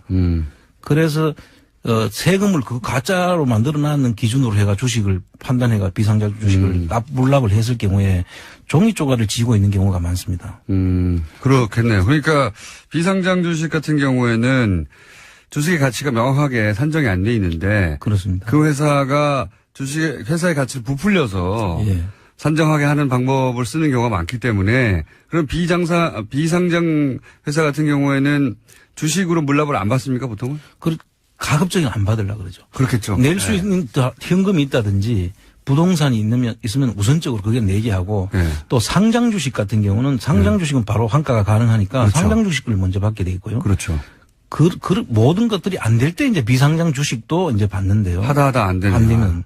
그런데 이 케이스는 조금 다릅니다만은 그 비상장 주식을 받도록 하기 위해서 왜냐하면 네. 자기들이 오로지 좋은 기업이니까 이게 네. 앞에서 이야기한 그런 거하고는 다른 거니까 네. 그 남들 손에 들어가는 걸 싫어하는 그렇죠. 임에도 불구하고 정부에 보관돼 있어야 안심할 수 있는 그런 주식이지 않습니까 이게. 그렇게 의심하고 있습니다. 저희가 그렇습니다. 매우. 예. 그래서 그거를 하는 그 제도를 하는 과정에서 어떤 꼼수가 동원됐나 하면 전번에 이야기했던 충북 옥천 땅 같은 경우는 150만 원, 35만 평이 네. 150만 원 정도 그 채권 최고인 190만 원이지만 네. 150만 원 정도를 네. 가지고 물납을 근저당권을 설정해 놓고 네. 30년간 그 지상권을 설정해 준 그런 케이스 아닙니까? 예. 그런 케이스라면은 그 정도 액수라면 해결하라라고 하고 그 땅을 받았어요. 그렇죠. 예. 그거는 사실 문제가 될 게 없죠. 그 한가가 적어도 150만 원 이상 되지 않겠습니까? 예. 그런 것부터 먼저 낼 수 있는 것들은 다 땅에 내야죠. 뻔히 있는데 그렇죠. 그 땅으로는 안 받았다는 거잖아요. 그렇죠. 뻔히 알면서도 뒤져보면 이거 그 근저당이 150만 원밖에 안 되니까 이거 해결하고 이 땅으로 내라 이렇게 예. 해야지 정상인 거죠. 그래서 어제 이제 국감장에서 박영선 의원께서 그 물납 제도에 대한 문제점을 지적을 했고요. 예. 그랬더니 김동연 부총리가 예. 그 이야기를 하죠. 앞으로 이 물납에 대해서 검토를 다시 해서 제도를 정비를 하겠다. 제도 정비는 앞으로 하고 이미 벌어진 거 어떻게 하면 다시. 그래서 그거는 이제 사실 지금 남았는 상속세 부분은 예. 조사를 할 수 있는 기간이 남아 있습니다. 지금 아직도 남아 있습니다. 보통 이제 부가제척 기간이라는 공소시효 기간이 이제 보통 5년인데 상속세는 10년이에요. 10년. 그럼 2010년도니까 지금 아직 충분히 남아 있는 기간, 2010년도니까 예. 남아 있고요. 다스는 공소시효 남은 게 많군요. 그렇습니다. 예. 그러고 또 이명박 대통령과 관련된 것들은 예. 대통령 재임 기간은 또 공소시효에서 빠지지 그렇죠. 않습니까? 아까 말씀하신 100억 정도 되는 비자금이 발견됐다. 예. 하는 것도 이명박 전 대통령 임기 5년 동안은 공소시효가 중지되기 때문에 예. 특허법은 10년이거든요. 그렇죠. 그러니까 2005년에 했어도 15년간은 유효한 거니까요. 그렇습니다. 예. 2020년까지는 가능합니다. 제가 볼 때는 이 다스에 대한 전수조사가 필요한 부분이다. 예. 그 다스가 누구 겁니까? 라는 게 요즘 유행이지 않습니까? 예. 그 다스가 누구 건지를 답해야 될 기관은 국세청과 검찰이다. 저는 그렇게 보고 있습니다. 특히 아까 말씀하신 제3자, 그건 검찰이 답해야 되는 것이고. 그렇습니다. 지금, 물납을, 비상장 주식을 보통 안 받는데 왜 네. 받았냐부터 시작해서, 그리고 그러니까 주식으로 받기 이전에 충분히 부동산으로 받을 수 있지 않았냐. 예. 국세청은 그걸 모를 리가 없지 않습니까? 그렇습니다. 예. 당연히. 가장, 현금화하기 쉬운 것부터 받는 건데. 그렇죠. 가장 빠른 게 비상장 주식은 거래가 안 되니까, 안 팔면. 예. 거래가 안 되니까, 땅부터 하면 바로 되는 거 아닙니까? 예. 우선 환가하기 쉬운 것부터 이제 해야 된다면 땅이 당연히 들어갈 거고요. 예. 그다음 회원권이라든지 예. 다른 상장 주식이라든지 이런 것들을 먼저 팔아가지고 이제 환가를 했어야 되죠. 국세청이 부동산을 팔아서 내라고 충분히 할 수 있는데도 불구하고 그건 안 하고. 예. 안 하고 굳이 주식으로 받아줬다는 거 아닙니까? 그렇습니다. 예. 이거 국세청장을 하신 분으로서 이 정상적이지 않다고 보시는 거죠. 매우 이상한 거죠. 매우 이상한 거죠. 그 안에서 제가 그 뒤에 이야기를 들어보면 예. 그 당시에 내부에 있던 국세청 고위층이 예. 이 부분을 전부 다 검토를 하고 예. 그 뒤에서 자료를 제시했다는 그런 지금 뒷이야기가 있습니다. 그렇다는 얘기는 지금 당시 다스가 소위 상속세를 내려고 여러 가지 고민을 하고 그런 문서도 나왔지 않습니까? 그렇습니다. 이렇게 하면 어떻고 저렇게 하면 어떻고. 그런데 그 코치를 국세청에 있는 고위 관계자가 했다는 이야기를 들은 적이 있어요. 그렇습니다. 아, 그래요? 네. 번개! 전농 어떻게 갔어, 같이 가고. 그러니까 그 돈을 어떻게든 받아야 될 쪽에서 예. 사실은 거꾸로 코치를 해준 거네. 이렇게 하면 좋다고. 그렇죠. 가장 잘 아는 곳이 국세청이니까. 그렇죠. 아주 그 피해가는 방법을 제일 잘 알 수도 있죠. 네. 그걸 조사를 하는 기관이니까요. 그럼 국세청을 대상으로 해서 검찰이 이거를 하나의 건으로 조사해야 되는 거 아닙니까? 그 당시에 이 건에 대해서는 그 두 기관이 예. 사실은 직접 안 하면 예를 들어 국세청이 직접 조사를 해서 이거 조사할 수 있는 기간이 남아 있으니까요. 예. 자기 시정 기회를 줘야 되잖아요. 예. 그래서 일단 한번 보게 하고 예. 만약에 안 하면 감사원에서 지적을 할 수 있다고 저는 봅니다. 감사원에서 지적을 그 하고. 국세청 문제를 일단 왜 감사원에서 고발할 수 있게 됐겠네요. 감사원 감사를 하면 그 예. 내용들이 이제 명백하게 밝혀지죠. 아, 이게 들으신 이야기인 거죠, 이제 지금. 예, 그렇습니다. 국세청 예. 고위 관계자가 다스가 꼼수로 물납할 수 있도록 코치를 해준 정황이 있다. 네. 누군지 아십니까? 말씀 못 하시겠지만. 짐작은 가는 사람이 있습니다. 짐작을 하는 게 아니라 누군지 아시나 보군요. 이름은 안 여쭤볼게요. 하여튼 있다는 거죠, 구체적으로. 네, 지금 현직에서 퇴임한 사람입니다. 그래요? 네. 그럼 누군지 아시네요. 네. 제이모 씨 이런 식으로도 안 됩니까? 그 코치를 받았겠거니 했는데 그러면 자산관리공사도 당연히 연루되어 있을 수 있겠습니다. 그렇게 봐야 됩니다. 이 자산관리공사에서 사실 그때 세금이 한 450억 정도 되는 고위층이라면 어느 정도 고위층입니까? 국세청장급입니까? 최고 위층으로 올라갔죠. 아, 국세청장급이군요. 예. 예. 자산관리공사 예. 책임은요? 이 자산관리공사의 경우에는 이 당초에 이제 우리가 그 상속세를 계산했을 때 내는 금액이 그 20% 해당되는 금액 자체가 얼마였나 하면 450억 정도 됐다는 거죠. 예.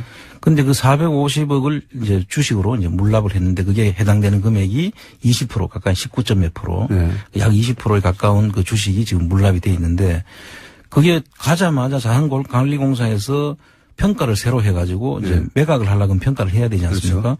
그 자산관리공사의 평가로는 850억 정도로. 2배로. 그렇죠. 예. 이게 참 이상한 일입니다. 이상한 일이죠. 예. 그 세금을 낼 때는 450억. 예. 팔려고 할 때는 800억. 850억. 예. 그게 지금. 안 팔겠다는 생각이 말이죠, 이게. 그렇죠. 그래서 지금은 거의 한 400억, 500억 가까이 되는. 그러니까요. 못 사게 하는 거 아닙니까, 이거? 거꾸로? 그래서 지금 현재 저희들이 이제 보는데 이 비상장 주식이라는 것은 예. 사실 주식을 보면 49%, 7%를 가지고 있어도 그 4% 부족한 것이 어디에 붙느냐에 따라 51%를 가진 경영권을 가진 그렇죠. 사람만이 사실 문제가 있거든요. 보통 상장 주식 같은 경우에는 지분을 가지고 있어도 상당한 그 투명성이 보이는데 비상장 주식은 경영권을 가지지 않으면은 사실상 의미가 없는 거거든요. 네. 그렇지만 저희들은 이제 3%라도 우리가 확보해가지고 네. 정보를 알려고 하는 것이고. 그거 알아보시고 있습니까? 예, 지금 계속 알아보고 있습니다. 예, 방법이 보입니까? 예, 지금 조금 몇 가지 문제점이 있어서. 한 사람 앞에 한 15만 원씩 사가지고 10만 명만 모이면 저희가 다스 경영에 참여하거나. 경영에 참여할 수 없고요. 네. 그 다음 또. 경영에 참여 못하시면 경영의 정보를 요구할 수 있는 권리가 이제 생긴 3%를 가지면 여러 가지 이제 우리한테 권리가 주어지는 것이니까 그 3%를 가지는데 이게 이익 없이 여기에 참여해야 될 사람들이 있습니다. 그 이게 예를 배당을 하는 회사 같으면 경영권을 가진 사람들이 배당을 결정을 하는데 배당을 안 하고 계속 가지고 있으면 그 돈 그만큼 넣어놓고 계속 이게 그 사람들한테 그 인내를 해라고 우리가 15만 원 해야 되는데 15만 원 정도 가진 분들이 손해는 아니지만 거기에 대한 수익을 활용을 못 하니까요. 기회비용이 사라지는 거죠. 그래서 이런 그분들을 강요를 해야 되니까 그걸 어떻게 이제 우리가 해결을 해야 되는지 그런 부분들도 좀 고민해야 될 부분이 주주총회에 계속 참석해야죠. 그래서 이제 정보를 알려주고 그분들한테 우리가 보상해 줄 수 있는 것은 이 다스가 어떻게 움직이고 있다 하는 정보를 파악해서 돌려주는 그게 네. 사실상 그분들한테도 우리가 해줄 수 있는 혜택이라면 혜택이거든요. 예. 얼마나 밉겠어요.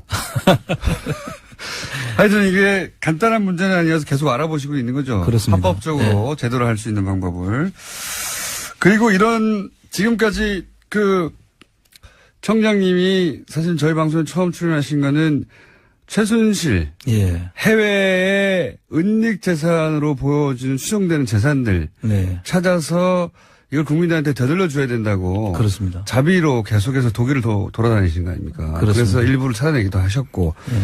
그러다가 그걸 쭉 하시다가 주진우 기자가 다스 관련 문서들 잔뜩 들고 와가지고 이제 갑자기 이명박 전 대통령 재산 찾기를 지금 하고 계시는 거 아닙니까? 예, 예, 찾아 돌려주기. 예, 그렇습니다. 다스는 누구 겁니까? 아니고 대답이 계속 없으면 우리 주둔 거예요.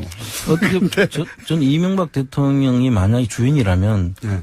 저희가 찾아주면 저한테서 엄청 고마워하겠죠. 본인도 모르고 있으니까. 자기는 아니라고 주장했는데.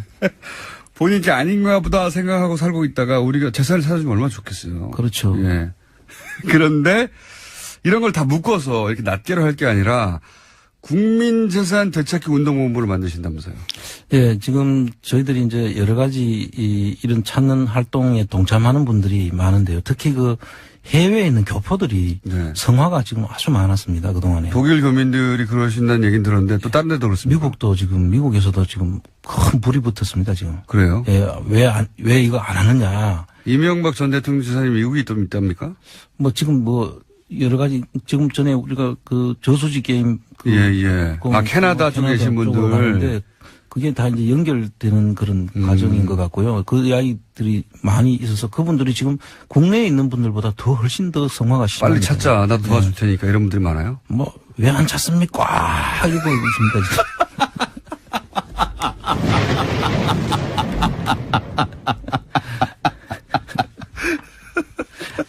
아니, 이제 개그까지, 예. 처음에 저희가 청장님과 방송할 때 진행하기 참 쉽지 않았거든요. 네. 그래서 저희가 전동번개를 준비했는데 이제 꽉까지 하시고. 그런 요청이 너무 많아서 예. 이제 혼자 방송에 나가서 얘기하는 것을 넘어서서 예. 국민운동본부를 발족을 해서 이분들의 뜻을 모아야 되겠다, 중지를. 그렇습니다. 이제 국회의원 회관에서 10월 25일 날 네. 2시에 이제 창립 총회를 겸해서 이제 출범식을 이제 하기로. 이거는 국회에서 하는 게 아니라 정치권에서 하는 게 아니라 지금 실제 주체는 국민운동본부고요. 국민운동본부라 하면 여기서 청장님 아닙니까? 제가 좀 쉬면 되는 것이죠. 청장님 개인 운동본부에서 이제 국민운동본부로 좀 넓혀가보자. 사실 이제 제가 한다고 하더라도 이제 앞에 이 뜻을 같이 하시는 이제 네. 그 종교계, 그다음에 그 시민단체, 네. 그다음에 그 학계, 또 그렇죠. 여성계 이런 분들이 전부 다 같이 참여를 합니다. 알겠습니다. 이 운동본부가 이제 만들어지는군요. 이게 이제 청장님이 자비로, 사비로 해외 돌아다니면서 하던 일이 점점점 커져서 이제 국민운동본부가 언제 발족됩니까? 10월 25일 날 발족하고. 10월 25일이면 다음 주네요? 예. 그렇죠. 다 이제 바쁩니다. 지금 그래서 뭐 정관도 만들고 지금 한창 지금. 정관도 혼자 만드신 거 아니에요? 예, 뭐 같이 그 노승일 부장이. 개인 운동본부에서 국민운동본부로. 노승일 부장이요? 예, 노승일 부장이. K스포츠. 예, 그 재단법인 그분 만들고 요즘 하는데. 백수죠? 근데 재단법인하고 그 최순실 씨한테 상당히 많은 기법을 배웠더라고요. 많은 기법을 배웠더라고요. 재단 만드는 기법을 많이 배웠기 때문에. 아주 전문가 수준 뺨치는 수준이에요. 재단은 이렇게 만드는 게, 을 만들면 된다. 네. 그러니까요. 그렇게 해서 배운 거를 이렇게 좋은 데 쓰면 되는 거죠. 네. 그래서 국민운동본부가 발족이 되고, 아직 근데 뭐 홈페이지도 안 만들어지고 그런 상태죠? 예, 지금도 계속 만들어 가고 있고요. 그때 되면 이제 저희들이 그 홈페이지도 다 만들어지면 이제 발표를 하고, 누구든 참여할 수 있도록 그렇게 기회를 드릴 생각입니다. 이게 이제 혼자 시작해서 여기까지 온 거고요. 홈페이지 만들어지고 본격적으로 발족되면 많은 분들이 관심을 가지고 참여할 겁니다, 아마.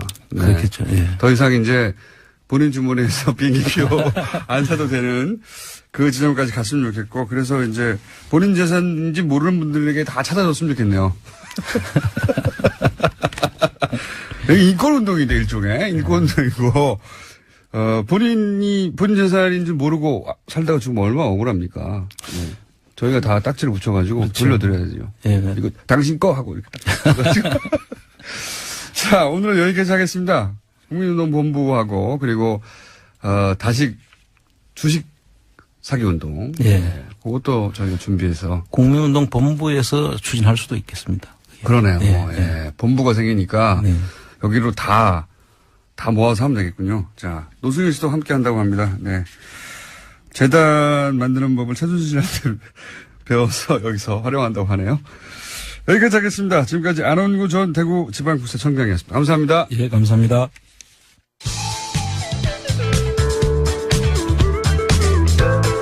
매혹적이고 상큼한 국민 시사 요정 김어준입니다.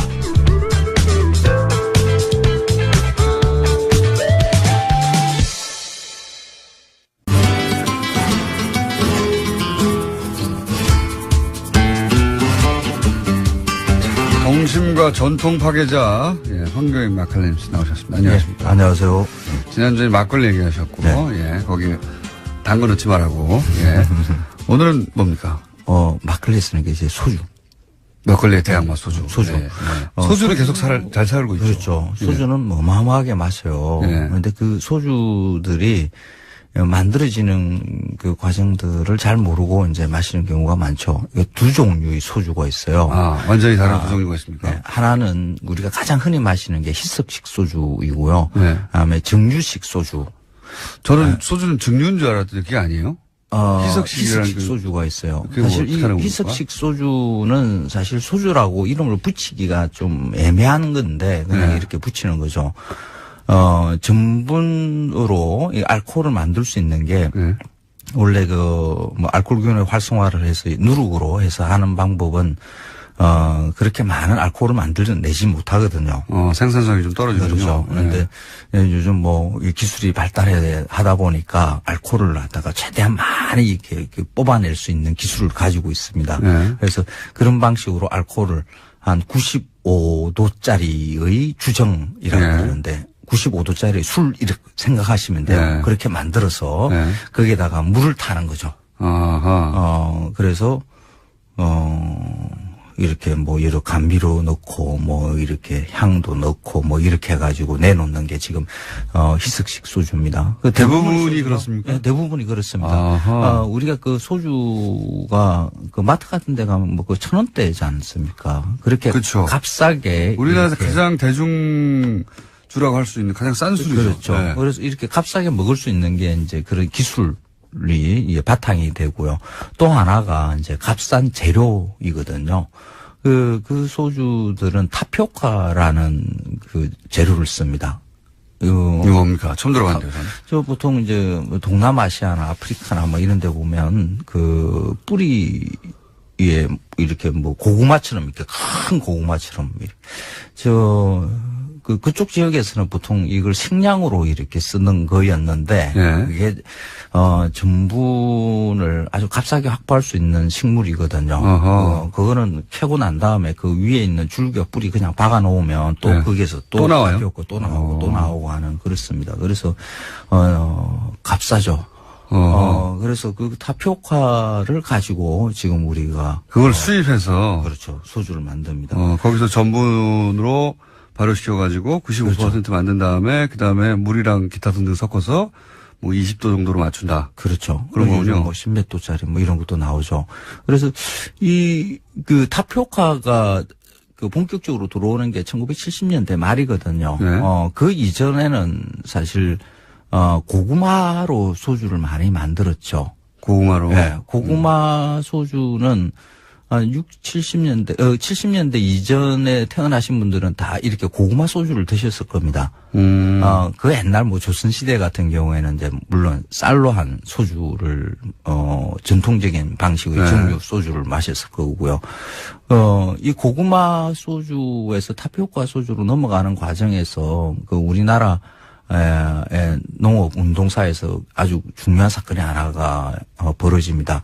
1976년이었는데 그때 이제 한평 지역에서 고구마를 농민이 생산한 것을 농협과 수매를 해서, 농협이 수매를 해서 주정회사로 이렇게 주기로 했는데, 네. 소주회사죠. 네. 주기로 했는데, 농협에서 그걸 수매를 안 한 거예요. 왜요? 주정회사에서 무슨 어떤 조작을 하기 위해서, 그리고 타피오카가 이제 그때부터 이제 검토가 되기 시작하거든요. 갈아타기 하는 거죠. 재료 갈아타기. 그래서, 한평 지역에 있는 그 고구마 재배 농민들의 고구마가 막 썩어 나가고, 막. 원래 거기서 구매해 주기로 해서 재배를 했는데 그걸 안 사줬다는 거죠. 그렇죠. 갑자기. 그렇죠. 사전 통보도 없이. 그렇죠. 그래서 농민들이 그에 대한 손해배상을 요구하면서 시위를 합니다. 예. 그러니까 대한민국 건국 이후에 최초의 농민 투쟁이죠. 그게 크게 있었습니까, 그게? 그런 그렇죠. 사건이? 그게 한 3년 정도 이렇게 3년이야? 버텼는데 뭐 그때 농민들 입장에서는 배신당한 거고. 그렇죠. 예. 당연히 이제 그 보상을 받아야 되는 거죠. 그런데 뭐 그 당시 뭐 정치 상황 잘 알지 않습니까? 예. 박정희 정권 하에서 그 농민들이 굉장히 많은 고통을 당했죠. 폭력적인 예. 진압들. 진압 당했겠죠. 예. 그렇죠. 이 우리가 마시는 소주가 그 고구마에서 이렇게 넘어가는 과정에서 농민들의 고통이 그렇게 한 번 있었고요. 이 사건 이후로 사실 넘어가게 되는 겁니까? 그렇죠. 본격적으로? 그렇죠. 지금. 그러면 그걸 수입을 했던 회사. 예. 쪽도 한번 봐야겠네요. 그 회사와 정부의 결탁. 이런 거는 이제 안 청장님이 잘 아실 텐데. 왜냐하면 술 문제는 국세청이 제일 잘 알아요. 이게 세금을 걷어가야 되니까, 그 관리를 그냥 국세청에서 하거든요. 그래서 안 청장님이 나중에 술 문제도 한번 다뤄주시면. 왜냐하면 이거는 제가 보기에는 농협이 술 만드는 회사하고 네.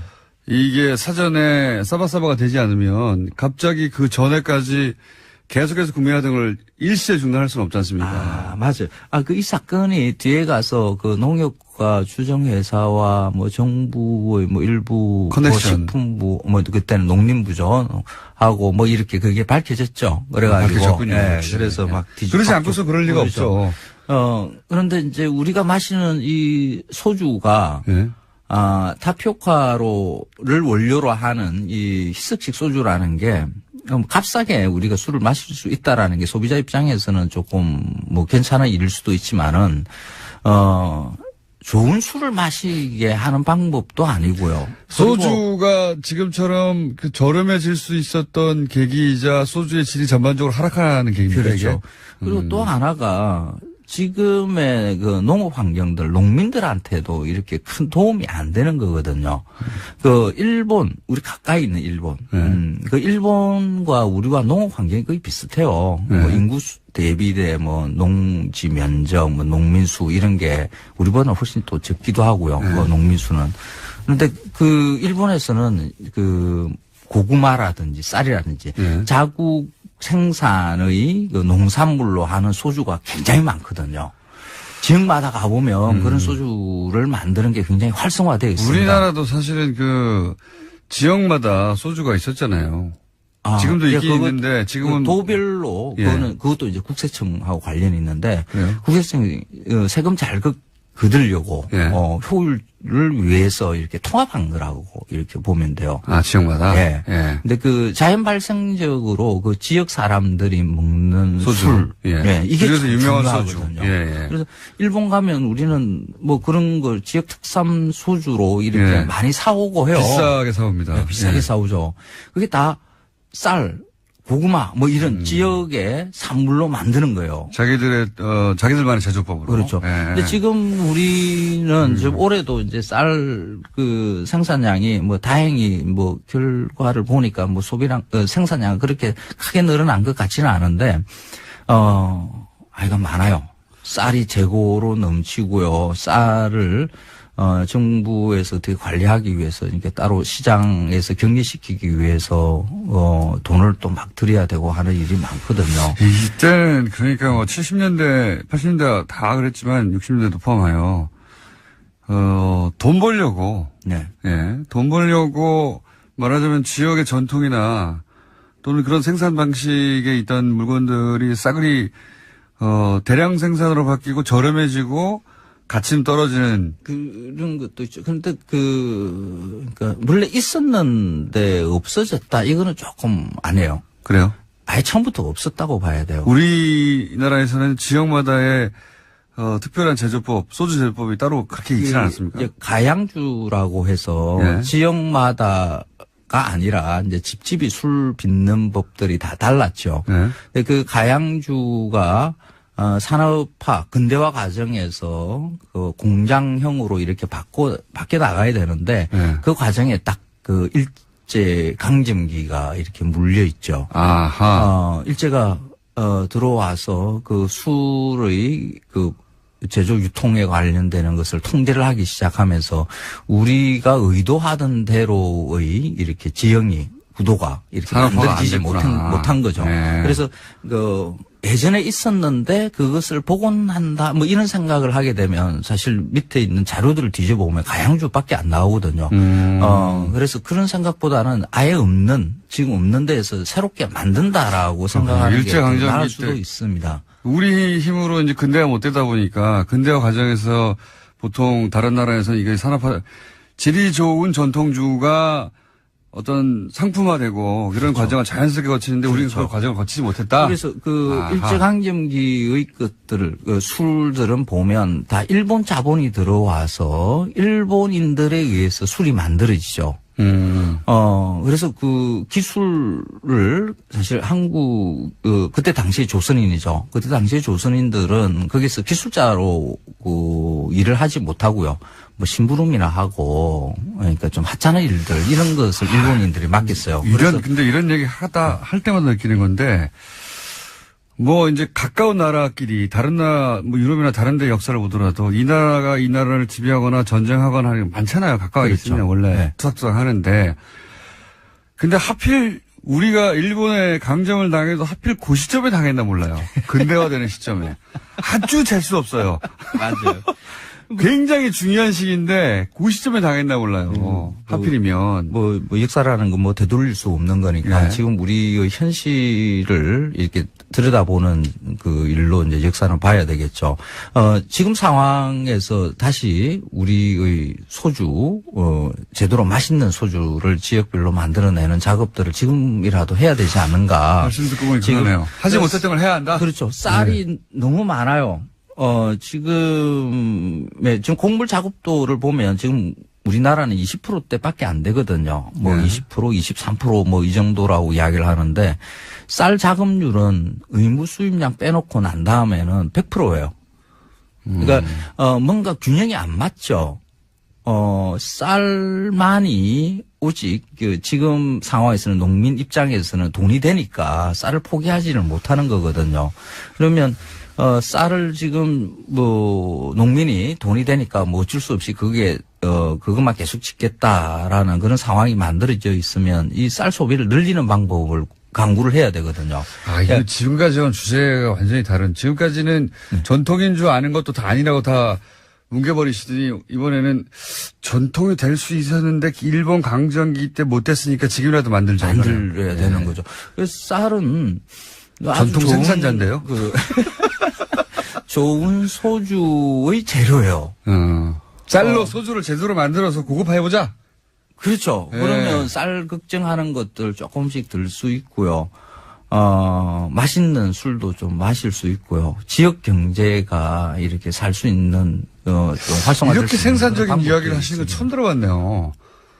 아니, 원래 제가 항상 생산적인 이야기를 하죠. 당신이 잘못 알고 있어! 하고 홍군형을 내주시다가. 그러니까 전통은, 조선에서 이렇게 있던 것이다 하고 이렇게 이야기하는 것으로 끝내야 될 게 아니라. 지금 우리의, 전통은 뭔가, 대한민국의 전통 술은 뭔가, 조선의 것은 사실 의미가 없습니다. 일제강점기 것도 의미가 없고요. 지금 당장의 전통을 한번 만들어보자. 그래서. 황교안 씨였습니다. 안녕하세요. 김어준입니다. 이명박 정부 시절 국정원이 김대중 전 대통령 노벨상 취소를 위한 공작을 했었다는 사실 이미 밝혀진 적이 있죠. 그런데 어제 국정원 적폐청산위에 따르면 국정원 심리전단은 노벨상 취소를 위해서는 단계적인 공작이 필요하다며 노르웨이의 라프토 인권상 수상을 먼저 취소시키려 했던 것이 새롭게 드러났습니다. 김대중 전 대통령이 자기들한테 뭘 어쨌다고 저런 짓을 한 걸까요? 이명박 전 대통령이 김대중 전 대통령에게 무슨 정치적 탄압이라도 받았습니까? 빨갱이라며 왜곡당하고 사형 선고당하고 외국으로 쫓겨나고 현해탄에서 수장될 뻔하고 평생을 당하고 산 건 정작 김대중 전 대통령이었는데 오히려 선거법 위반으로 정치활동도 할 수 없었던 이명박 전 대통령을 사면 복권 한 게 바로 김대중 전 대통령이었습니다. 그런데도 저런 짓을 해놓고 어떻게 지금 자기들이 정치보복을 당하고 있다고 그렇게 주장을 하나요? 반성이나 성찰 그런 건 바라지도 않습니다. 그래도 최소한 염치는 있어야 하는 거 아닙니까? 아니면 묻는 말에 답이라도 해야죠. 다스 누구 겁니까? 답을 주세요. 김호준 생각이었습니다.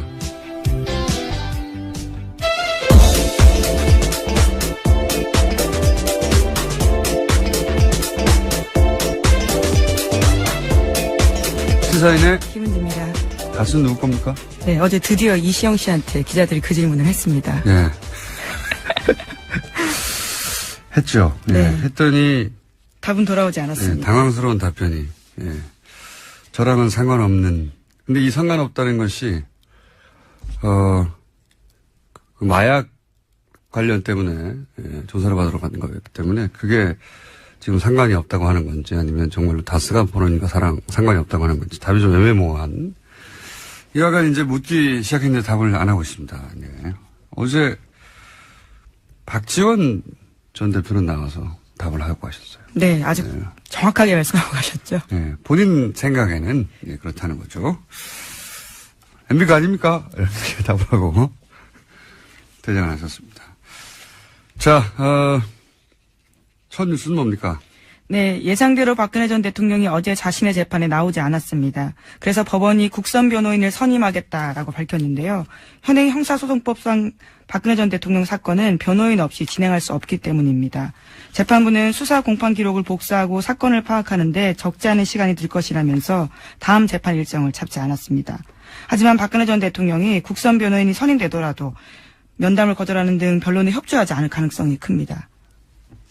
아주 크다고 봅니다. 제가 아프실 예정이라고 오래전부터 얘기해왔지 않습니까? 지금도 이제 아프다고 지금 국제적인 여론조를 하려고 하는데, 그렇게 하려면은 변호인의 조력도 받지 못하고 있다. 이렇게 말해야 되거든요. 그러다 보니까. 못하는 게 아니고 안 하는 거죠, 지금. 그렇죠. 안 하는 건데, 이제 해외에서는 못한다고 그렇게 주장을 하겠죠. 그러기 때문에 국선 변호인이 선임돼도 면담을 안 하고, 그럴 가능성이 높고, 재판도 보이콧할 가능성이 높고, 왜냐하면 부당한 재판을 받고 있다고 주장해야 되기 때문에. 하지만 이거 실패합니다. 제가 네, 보기에는. 본인이 보이콧하더라도요, 재판은 진행될 수 있습니다. 걸석으로 진행이 되기 때문에요. 오히려 훨씬 더 불리할 가능성이 큽니다. 법리적으로는 불리한데, 이제 정치적 투쟁을 하는 거니까요. 여론전을 하고 있고. 그러니까 이제 본인도 없이 진행됐다. 뭐 이런 얘기도 할 것이고.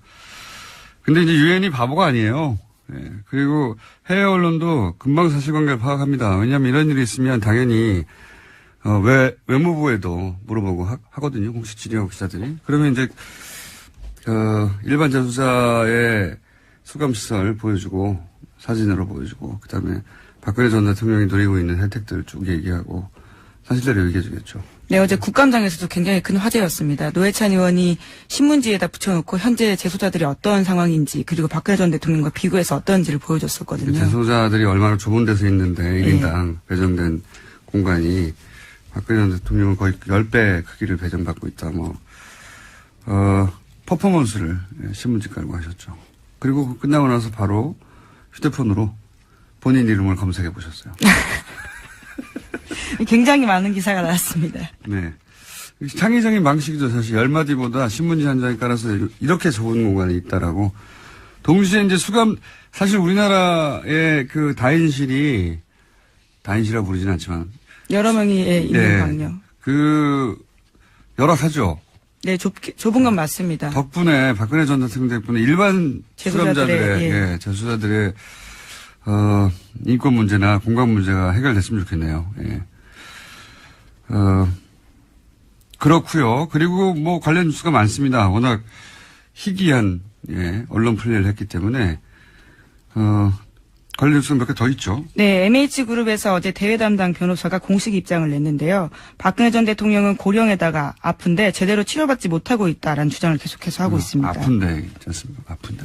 예. 네. 아프실 예정이 해외까지 전파됐어요. 예. 네. 하지만 MH그룹 같은 경우에는 박근혜 전 대통령을 직접 접촉한 바는 없다라고 밝혀서요.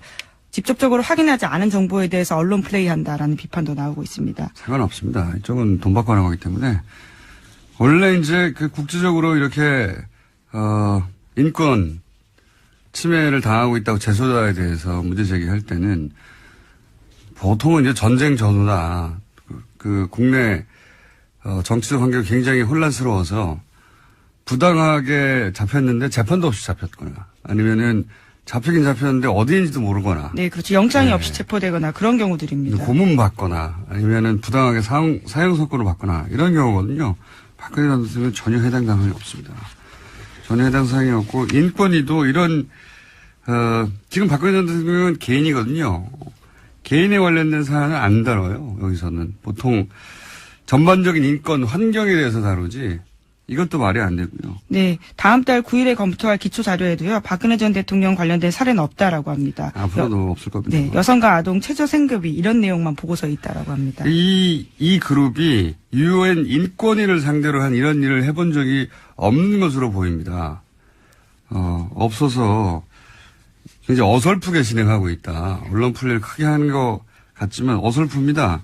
그리고 그 회사, 컨설팅 회사요. 여기는 인권 단체가 아니고 회사예요. 보니까. 네, 컨설팅 회사라고 알려져 있습니다. 네네. 돈 주고 하는 곳인데 이제 어제도 말씀드렸지만 국제적으로 이제 법률가들이 아까 말씀드린 케이스 같은 경우를 놓고 이제 인권운동 하는 그런 그룹 단체가 있긴 있어요. 유럽에 많이 있는데 일단 프랑스에 있는 사람들한테 사실 이런 운동하는 사람들 서로 다 알거든요. 예. 물어봤더니 모른다고 그래요. 예. 네덜란드 쪽에도 그런 그룹인데 모른다고 하고 제가 이분들하고 면담해 본 적이 있거든요. 영국도 물어봤으니 답이 오겠죠. 모를 겁니다 아마. 그쪽에서 일하는 사람들이 아니에요.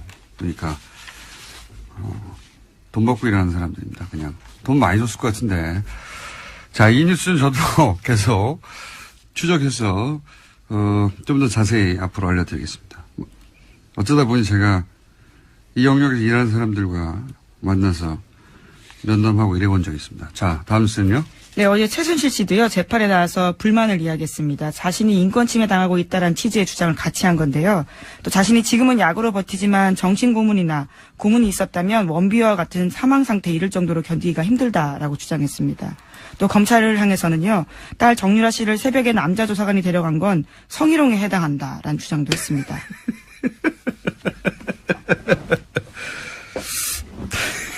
네, 또 최 씨 변호인은 최 씨가 정신적으로 불안해 장기간 안정이 필요하다는 취지의 진단서를 재판부에 제출했습니다. 그러니까요. 정신적인 불안해가지고 지금 장기적으로 그렇게 취하고 있지 않습니까? 조용히 정신적으로 안정을 취하라고. 근데 이제 이런 말들을 보면요. 오토 원비어 이런 얘기도 하고 성희롱이다 이런 얘기도 하고 뭐랄까요. 저는 아무 말이나 막 하는 거거든요, 지금. 자기한테 유리하면 자기한테 유리하게만 일방적으로 해석해서. 저는 출소하면 다시 재기를 위해서, 명예회복과 부활을 위해서, 또 자기 재산을 위해서 엄청난 자산가잖아요. 밝혀진 것만 가지고도. 수단과 방법을 가리지 않고 그렇게 할 것 같다는 생각이 듭니다. 수감된 상황에서도 정유라 씨가 남자 조사관과 함께 간 것은 그쪽에 연락을 해서 본인이 자청해서 간 것인데 직접 자기가 간 거죠. 네, 조사관이 와서 본인의 뜻에 반하게 마치 데려간 것처럼 계속해서 그런 식의 주장을 하고 있습니다. 보쌈 증언이라는 식의 이야기를요. 과거에 변호사들도 했었거든요. 근데 거기다가 성희롱을 갖다 붙이고 굉장히 창의적이네요. 오토 원비어도 나오고. 이건 전혀 공감대를 얻지 못하지만 본인은 그렇게 생각하는 것이고 수단과 방법을 가지 않을 것 같습니다. 저는 출소하게 되면 여전히 제 기업 부활을 위해서. 그리고도 아무런 죄의식을 느끼지 못할 것 같고요. 자, 다음 뉴스는요? 네, 자유한국당에서는 오늘 윤리위원회를 열어서 박근혜 전 대통령의 당적 문제를 논의합니다. 수차례 박근혜 전 대통령에게 사실상 자진 탈당을 권했지만 응답이 없었기 때문에 더 이상은 못 기다린다라는 건데요. 혁신위원회 권고대로 탈당을 권유할 가능성이 큽니다. 뭐 답을 할 거라고 생각하고 뭐 질문했나요? 예. 요식행위죠. 지금은 이제 바른정당과 바른정당 탈당파와 통합하기 위해서 명분을 쌓는 것이니까. 그리고 동시에 이제 국민의당에서는 그 나머지 인원들과 합치려고 요즘 언론 플레이도 열심히 하고 있더라고요. 예, 일종의 데드라인이 다음 달 13일인데요. 바른정당 전당대회가 있기 때문입니다. 국민의당은 조선일보하고 협력 플레이를 하는 것 같은데 조선일보는 오늘 또 그런 기사가 났던데 국민의당 40명 중에 30명은 통합에 찬성하고 있다. 네, 그렇죠. 예, 어떻게 아느냐? 이미 2주간 1대1 접촉으로 전수조사를 국민의당 의원들을 상대로 마쳤다. 그래서 5명 정도 반대가 없다라고 봤다. 연결을 시키면 그건 명백히 부당한 거죠. 법 논리로 하나는, 따지니까 그렇군요. 예, 그렇죠. 그다음 또 하나 이제 도주 우려가 없다는 건데 네. 도주 우려가 없다는 것도 뭐 기존에 우리 뉴스공장에서 여러 번 말씀드렸습니다만 도주 우려가 있다고 보는 경우가 언제냐면 대표적인 경우가 실형 선고가 예상되는 경우거든요. 이게 수감될 가능성이 있으니까 당연히 도망가지 않겠습니까? 이렇게 보는 거거든요. 객관적으로. 뭐 조금 전에 공장장님 이재용 피고인 얘기도 하셨는데 뭐 개인적으로 어떻다 저떻다는 사실 크게 따지진 않아요. 왜냐하면 그렇게 되면 유전무죄 무전유죄가 돼버리니까 객관적으로 좀 보자는 거죠. 근데 지금 이 사건에서 보면 내용이 뭐냐면은 이 공무원이 정치적 중립을 지켜야 되는데 이건 다른 법도 아니고 특별법이 있어요. 국정원법에 정치적 중립을 지키라고 다른 일반 법하고 달리 국정원 직원이 거기다 민간인이 공모 가공해가지고 민주주의의 근간을 흔들어버리는 여론 조작을 해버린 거란 말이에요. 상당히 중대한 범죄죠. 그러니까 근데 이게 별게 아니라고 본 거예요. 이 정도 가지고 실형 선고 안 된다는 거죠. 실형 선고가 예상될 정도의 중대한 범죄는 도주의 우려라고 우리가 있다고 생각해서 구속하는 게 통상적인 경우인데, 그렇죠. 예. 중대한 범죄가 아닌 걸로 봤다. 그렇지 않고서는, 이런 논리가 나올 수가 없다. 이런 말씀이시군요. 그렇죠. 그러면 이게 중대한 범죄가 아니라면 이거는 이 영장연합 판사들이 민주주의를 부정하는 세력이거나 아니면은 최소한 적어도 이쪽에 관련된 정치적인 입장과 견해를 같이 하는 거 아니냐라는 그런 의심이 들어요, 강하게. 더 나가서 지금 문제가 뭐냐면, 잠깐만 나갔습니다. 추선희 총장 같은 경우는 뭐냐면, 오늘 말 욕심이 많으시네요. 열받았어요. 추선희 총장 같은 경우 2천만 원 갈취도 있거든요. 혐의가. 이거는요, 국정원법 위반을 떠나서요, 이 정도면은 뭐 합의가 됐는지 안 됐는지 모르겠는데, 이거 당연히 이거 실형 선고감이에요. 근데 이게 지금 아니라고 하는 거는 뭔가 이건 의도가 있는 거죠. 그렇게밖에 해석이 안 돼요. 지금 사실은 영장 판사들의 기각 이어져 온 사례가 하필이면 이거 우병우 전 민정수석 혹은 최순실 씨 라인 혹은 관련 소위 이제 국정농단 사건 관련해서 주요 피의자들이 계속 영장이 기각돼서 그게 사례가 하나 둘 있을 때까지만 하더라도 이제 조심스럽게 말을 했는데 명백한 흐름이 있다고 보이지 않습니까? 그 정도 말해도 되는 거 아닙니까? 이 정도 되면? 뭐 정말 말도 말이지만 글이라도 하나 쓰고 싶네요, 정말. 그리고 이 추선이 그러니까 결정적으로 추선이 2천만 원 갈치 거기가 저는 되게 컸어요. 이거는 뭐 있을 수가 없어요. 어떻게 이게 도주 우려가 없다고 보는 건지. 그렇기 때문에 추선희 씨가 만약에 그 사무총장이 아니었다면 이런 결과는 나오지 않았을 것이다라고 얘기할 수 해도 무방하지 않나 싶습니다. 사실 어버이연합 처음 문제됐을 때 압수수색 한다고 했을 때 사무실 문 닫고 뭐 자료 없애고 한 당사자예요. 그리고 본인이 모처에 있다고 연락이 안 되고 그게 도피 아닙니까? 그렇죠. 최소한 도주 우려가 있죠. 도주에 징후가 있는 거니까요. 그것도 뭐 개인적인 거긴 하지만 그건 이제 어떤 전력이기 때문에 일반적으로 얘기하는 뭐 주거가 명확하다 뭐 내지는 뭐 직업이 뭐 일정하다 뭐 이런 거하고 다른 문제거든요. 그렇게 시도를 한 바 있기 때문에 이것도 상당히 중요한 문제인데 그거에 대해서도 눈을 감았다는 거는 이게 어떤 의도가 있는 것 같다라고 하는 근거를 대자면 계속 될 수 있을 정도로 여러 가지가 나오는 거죠. 지금 공장장님 말씀하신 것도 하나의 근거고요. 알겠습니다. 저는 뭐 이 사안 하나하나를 디테일하게 따지는 것 이상으로 이게 이제 굉장히 이어져 온 흐름이라서 흐름의 관점에서 한번 짚어볼 필요가 있다 싶어서 말씀드렸는데 또 그걸 또 어찌나 논리적으로 말씀하시고 말 욕심도 많으신지. 오늘은 여기까지 하고요. 예, 저희가 사례를 총 다 모아가지고 한번 종합적으로 따지는 거 해볼까 합니다. 다음 주나 한번. 그때 한번 다시 모시겠습니다. 네, 알겠습니다. 네, 감사합니다. 지금까지 이정렬 전 부장판사였습니다. 자, 민의를 잠깐 짚어봤고요. 뉴스 한두 개 정도 더 할 시간이 있습니다. 예. 네, 아까 앞서 말씀드렸었는데요. 이명박 전 대통령의 아들 이시영 씨가 어제 검찰에 출석했습니다. 마약 투여 의혹을 제기했던 KBS 추정 60분 팀을 고소한 바가 있는데요. 이와 관련해서 조사를 받기 위해서 나온 겁니다. 근데 지금 모바일 소변 검사 한번 나오나요? 네, 안 그래도 한겨레 신문이 오늘 아침에 보도한 바에 따르면요. 모발은 최대 1년, 소변은 일주일 정도 전까지만 나온다고 합니다. 그런데 해당 사건 같은 경우에는요. 2015년 9월 달에 일어난 일이거든요. 이게 지금 검사봐야 무슨 소용이 있나 싶은데. 뭐 여하간. 네. 그리고 고소고발을 할 거라면 그때 하지 지금 와서 하는지 뭐 그것도 의문이긴 한데 여하간 그렇게 조사를 받는데 기자들이 당연히 다스는 누구 겁니까 해당되는 질문을 했죠. 예. 네, 다스 의혹에 대해서 한 말씀 해달라라는 이야기도 했는데요. 이시영 씨는 지금은 사건과 상관이 없어서 죄송합니다라고 이야기하고 갔습니다. 이 사건이 다스라 의미하는 걸까요? 아니면 본인 사건을 의미하는 걸까요?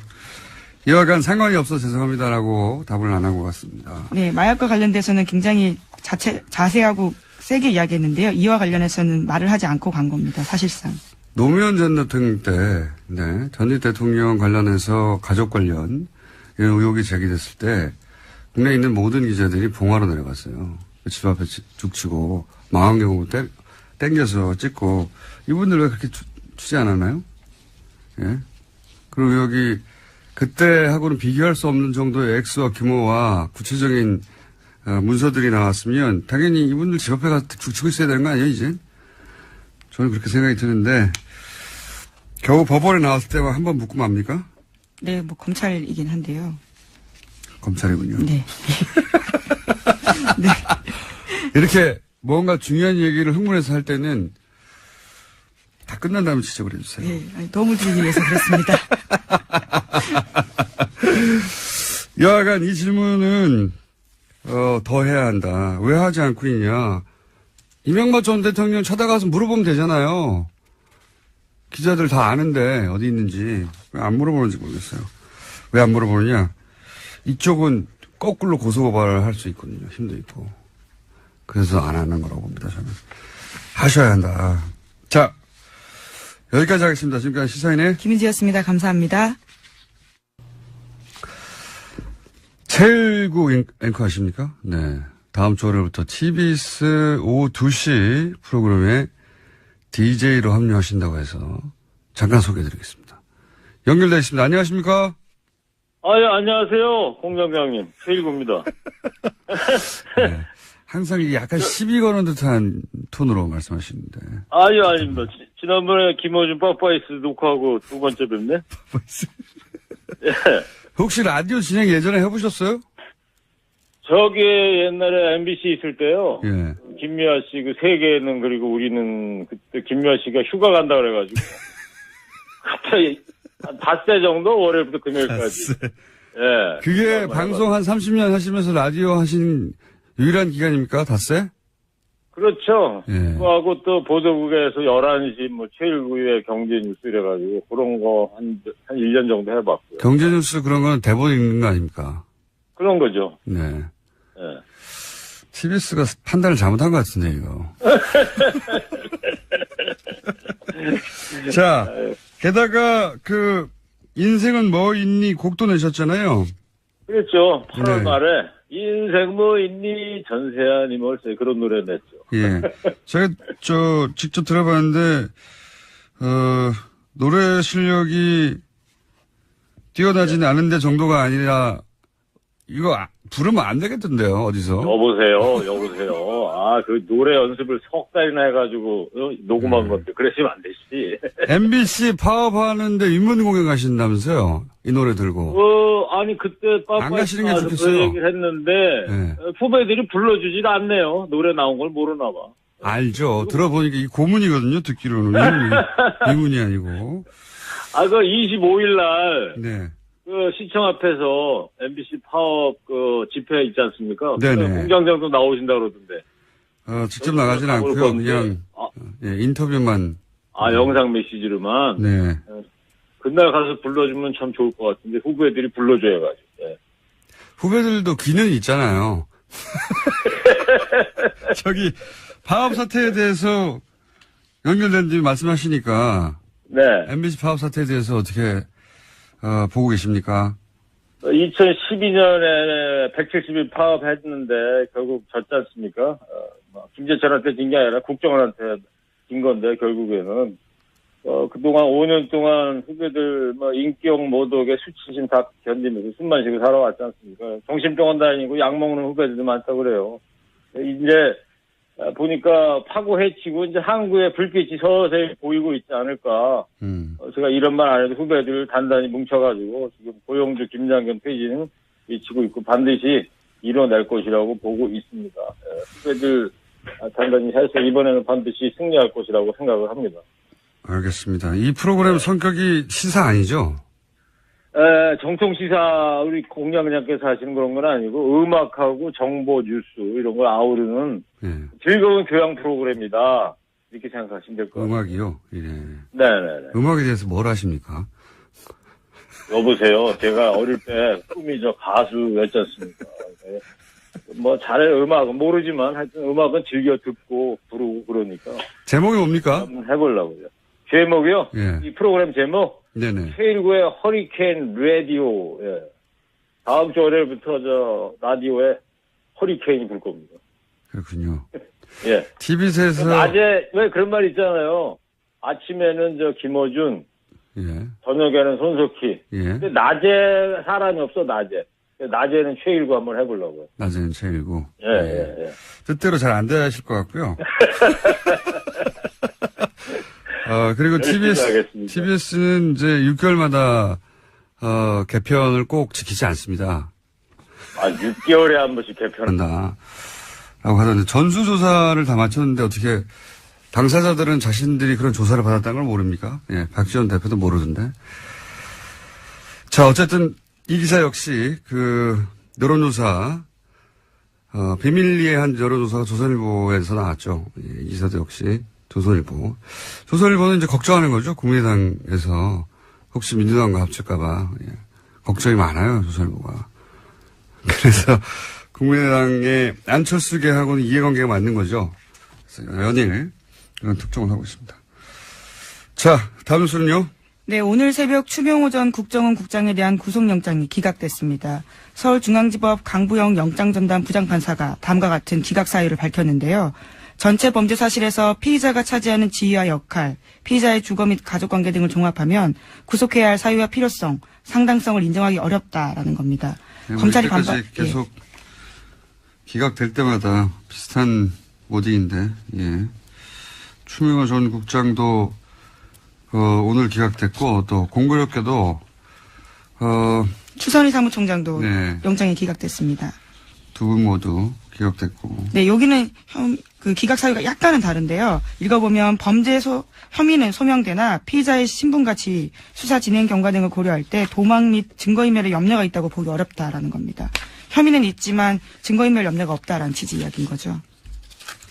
이재용 부회장은 집이 어딘지 모릅니까? 자, 이 건은, 또 두 건이 동시에 발생했기 때문에 저희가 뉴스공장, 영장 해설 판사를 연결하지 않을 수가 없습니다. 네. 연결되셨는지 모르겠네요. 연결됐나 봅니다. 이정렬 전 부장판사 연결해보겠습니다. 안녕하십니까? 네, 안녕하세요. 네, 저희가 몇 차례나 반복적으로 한, 기각건이 이번에 또 비슷한 취지의 인터뷰가 이어질 것 같긴 한데, 그렇죠? 근데 이거, 예. 하루에 하나씩 하면 저도 2번 주잖아요. 수 있는데 이걸 하루에 2개를 해가지고. 네. 출연 횟수가 이래 줄었습니다. 네. 그러게 말입니다. 두 분을 그냥 묶어서 얘기해보죠. 예. 이 단건으로, 얘기하기보다는 사실은 쭉 이어져 온 어떤 흐름이 있지 않습니까? 그렇죠. 네. 그 흐름의 관점에서 보실 때 이게 어떤 문제가 있는지 좀 정리해 주십시오. 이게 저도 그래도 한때 법원에 몸담았던 사람이라 가급적이면 일반적으로 판사들이 하는 그런 거에 맞춰가지고 좀 말씀을 드리고 다른 여러 가지 의도는 배제하려고 했는데 오늘 거는 진짜 좀 어떻게 할 수가 없네요. 진짜 보니까. 영장 판사도 직접 해보셨잖아요. 예. 일단 크게 저 공장장님께서 이제 2가지를 묶어서 얘기하라고 하시니까 조금 전에 김 기자님께서 말씀을 해주셨는데 이제 2사람의 구속영장 청구 기각 사유 중에서 공통되는 점이 하나가 있습니다. 이 사건 범죄 사실에서 차지하는 지위, 피의자의 지위라는 말이 나와요. 네네. 예, 그런데 이제 이 지위라는 말이 보통 이제 언제 쓰이냐면 어떤 이게 직급 이런 걸 말하는 게 아니라 범죄에 있어서의 주범이냐 아니면은 수족이냐 손발이냐 이런 거를 의미하는 거거든요. 이 지위라는 게. 네네. 그런데 이제 지위에 비추어 보니까 해서 기각을 했다는 건 결국 지위가 별게 아니라는 얘기잖아요. 네. 예, 그러니까 이제 2사람이 이제 손발이다. 지위가 높아서가 아니라 지위가 낮아서 풀어줬다. 그렇게 했을 때. 그렇죠. 예, 그렇게 해석이 돼요. 일단은 기각 사유를 보면요. 근데 이제 추선희 총장은 일단 배제하고 추미호 국장을 놓고 보면 이 양반이 지금 국정원 국장이었잖아요. 네. 국장 정도 된 사람이 이제 별게 아니면 그러면 그 윗선이 이제 당연히 별거겠죠. 그러면. 예. 원장, 대통령, 이렇죠. 그렇죠, 예. 네, 지위가 근데 원장은 이제 당시 이제 원세훈 원장이었고, 네. 그 다음에 이명박 전 대통령 아니면 박근혜 전 대통령. 예. 근데 이제 원세훈 원장은 지금 수감돼 있잖아요. 네. 그리고 박근혜 전 대통령도 수감돼 있고, 네. 그러니까 이 2사람 그렇다 치고, 이명박 전 대통령 같은 경우에 그러면, 이게 윗선이 있기 때문에 그래서 지위가 얼마 안 되니까 기억했다면은, 이 3사람도 다 지금 이 범죄 혐의에 연루돼 있다라는 거로 법원이 본 거 아니냐. 이렇게 해석 가능하긴 해요. 논리적으로만 보자면, 예. 그렇죠. 근데 그렇게 봤을 것 같지는 않지만, 예. 일단 하여튼 그런데, 순수하게 법적인 관점에서만 보면, 그러면 2사람은 수감돼 있으니까 어떻든 이 추명호 추선희하고는 차단돼 있으니까, 2사람이 말을 맞추긴 어려울 거예요. 네. 그런데, 이명박 같은 경우에 지금 수감이 안 돼 있잖아요. 그러면 그 논리들 한번. 예, 이거 법논리입니다. 수감돼야 되냐 안 되냐 이걸 얘기하자는 게 아니라 지위가 중요하지 않다니까. 예, 그러니까 언제든지 이 2사람 접촉 가능한 상태에 있기 때문에 당연히 증거인멸의 우려가 있어요. 이런 경우에 이제 어떻게 법원에서 판단을 해왔냐면 영장 전담할 때 조사받지 않은 공범이 있다. 그러니까 증거인멸의 우려가 있다. 이렇게 봐왔거든요. 그러니까 조사받지 않은 공범이 있어요. 이명박 전 대통령이 아직 조사를 받은 바가 없잖아요. 네. 그러니까 증거인멸의 우려가 당연히 있는데 지위 때문에 증거인멸의 우려